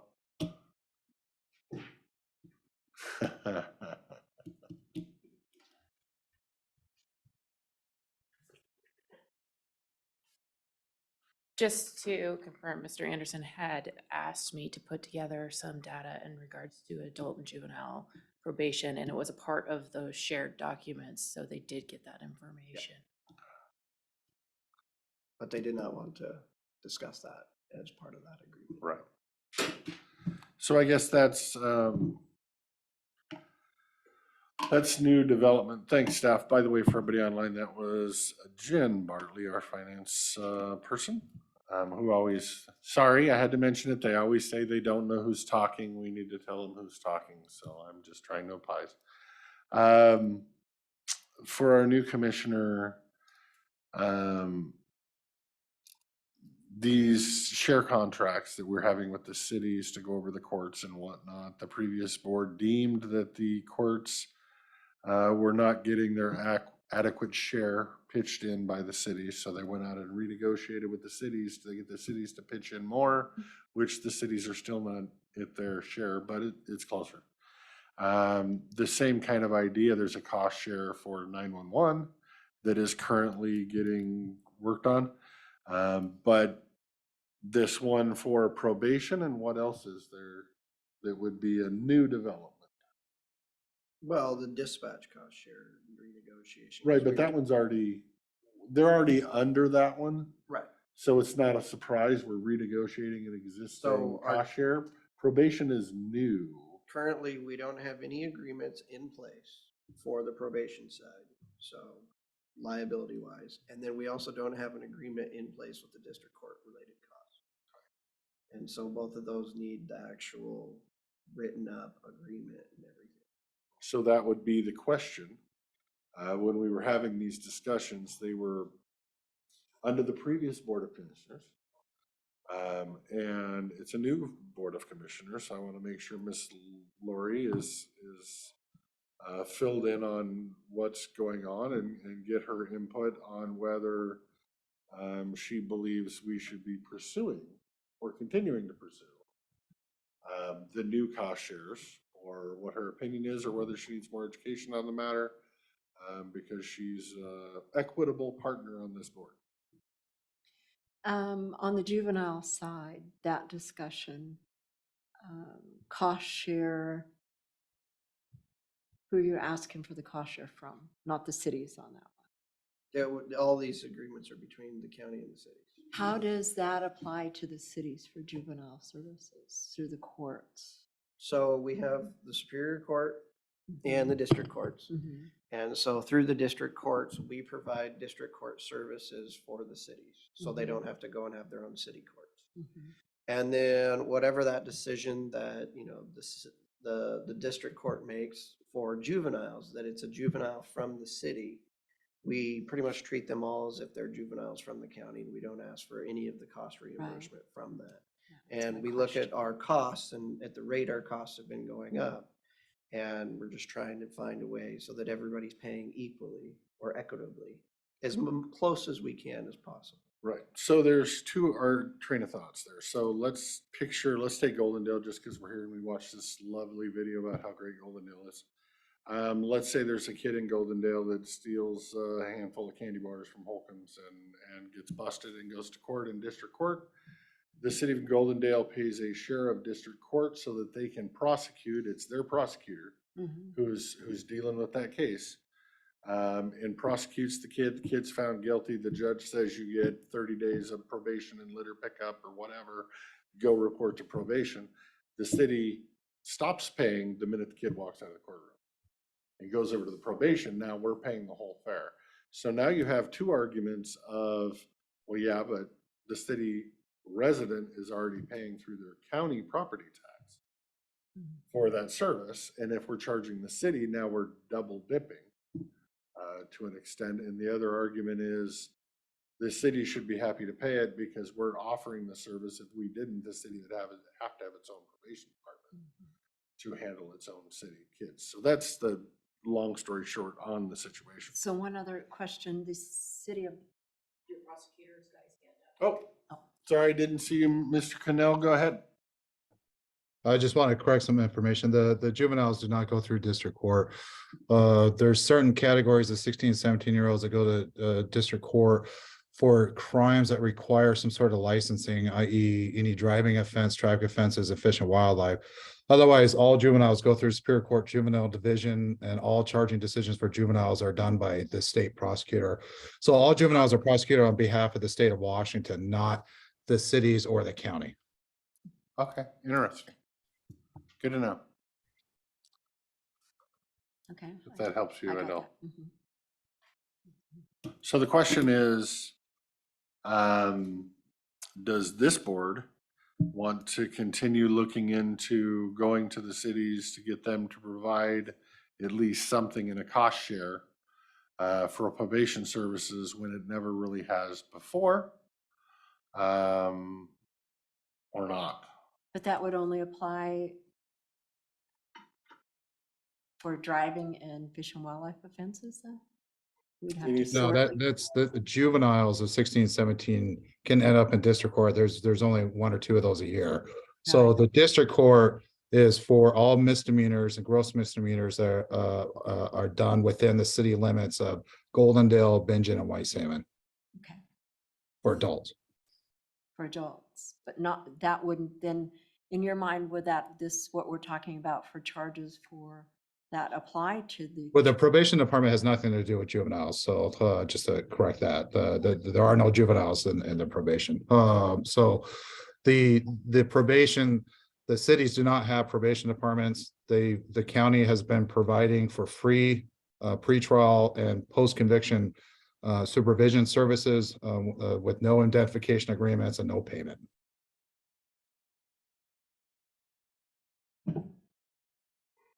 And who does that supervision come from? Juvenile probation. Juvenile probation, okay. Juvenile Okay. supervision. Okay, Might need to rechange that job title. okay. I think that chain is clear with me now.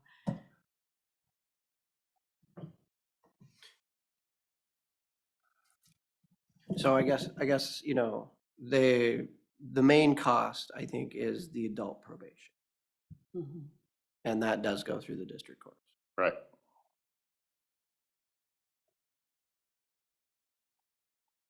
So I'm assuming it's your recommendation to go back to the negotiating table with the cities on cost shares for probation. Are you trying to lump that together with dispatch, or are you gonna let dispatch do their own cost share with the cities Well, I and think just they're- add inflation? I think they're all different discussions. And, you know, the dispatch cost share, you know, was a 5-year contract at 3%, but we hadn't increased the costs over the 3%, even though our costs went up, you know, upwards of probably 30%. Right. Which is why we gave them the guidance to do a 1-year contract, because I think we need to adjust that. And so I see 3 different really conversations that they all need to take into account for their budgeting process. Yeah. Okay. Did you catch all that? Yes, and can we figure out what those costs would be? Okay. Okay. Yeah. So it's all on the Smart Sheet share drive That that if tells you me need to that walk through, we uploaded walk in there and tap her on the shoulder and say, show me. Okay. Do we have a recommendation? I would recommend we continue. I think you did a great job on the other contract negotiations, so I think it's while it's hard to ask the cities to come up with money that they may or may not have, it allows us to keep our budget afloat by passing on costs and adjusting costs for CPI and whatnot. So, opinion. we should recap associated costs. And providing a service certainly has to be less than them going out and trying to create their own courts and figure out their own whole systems. If we can provide that service and they can afford to give us back some of those fees, that certainly helps our budgets and keeps the program going. Okay, looks like you have consensus, sir. Okay. The only other thing that comes to my mind to schedule in the future would be, I'd like to talk to our new assessor on how they're going to think about assessing large-scale energy projects and whether they'll continue to want to use just the depreciating cost analysis or maybe adding in a market rate analysis adjustment factor like they do on all homes. As it is, for real property, and at least just pick her brain about the direction and whether we want to do anything at the legislative level with the assessment. I mean, feel free to go pick her brain. I don't want to call her in here and put her on the spot about it. Legislatively, I think the battle was fought and won last year, and it was also, for some of us, fought and lost. The green energy companies did a very good job collecting legislators and senators on their side last year to write and codify the taxing approach that they're currently using. So I don't see a change anytime soon. I did mention that to a couple of senators when I was up there last week. And because of the depreciation and the cost shift to the people, that they're going to have to fix it eventually. And they can either fix it now before there's a problem, or they can wait until there's a problem that they're going to have to actually pay some money to help fund their way out of the mistake. And to at least those two, they understood that. But at this point in the legislative process, they don't think they're going to get their seatmates to listen until there is a fire. So, I mean, if we want to try to draft some kind of legislation that our legislators push, I'm fine with that. I just don't think you're going to catch a lot of traction on changing the current taxation approach recommended by the state. That's just an opinion. Okay. Don't like it opinion, but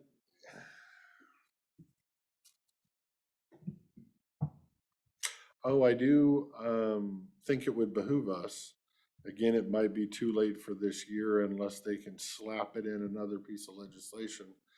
I would like permission from my seatmates to speak to Mr. McClure and have him draft a 2-paragraph, half-page explanation statement that I can distribute in Olympia to explain our ask on green energy projects. The state makes green energy projects sales tax exempt. We would like to change the wording to make them state sales tax exempt and leave county and local governments their sales tax rate. It's just, I think he would be better drafting up the wordage of that than I would be. Are you aware of what I'm talking about? Okay. Are you okay with that? Yes. Okay. All right, I will ask him about that one. Anything else? That was what I had on my board pending. Guess I'll take a quick look at mine. I don't think there's anything. I've been too busy to write anything in my board pending list. Yeah, it's all old news. All righty. Anything else for the good of the order from any electeds or department staff or clerk of the board? Go ahead. I believe that economic development is going to bring forth another ask from White Salmon Grange to add more community dollars. Tonight. We still need, if you have a dollar amount the board would like to consider, we'll have to do a supplemental to add funding to community dollars. there's already 5,000 and they're gonna ask for another 45. We gonna Any extra? talk about that tonight at KC BoCC?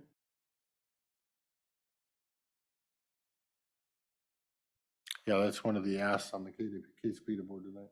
Yeah. Okay. I don't want to get in front of them tonight. Thank you. Entertaining. Anything else? I would like, before we adjourn for the day, I would like to go into executive for all of 5 minutes, to give you guys an update on where we are, on contract negotiations. If you're interested, it would also help me. We have a meeting on Wednesday with council. And I kind of need to know where you guys' minds are on the game. You have Before a I go to meeting. council on Wednesday, or do you want me to just handle it and bring you back a recommendation? I'm fine hearing what you have to say. So quick executive, is that what you're saying? Yeah. Okay. Just let everybody know that we won't be coming back. Yep. So it looks like we will be entering into executive session in accordance with RCW 42.30.110 Pren 1, Pren D, to review negotiations on the performance of publicly bid contracts when public knowledge regarding such consideration would cause a likelihood of increased costs.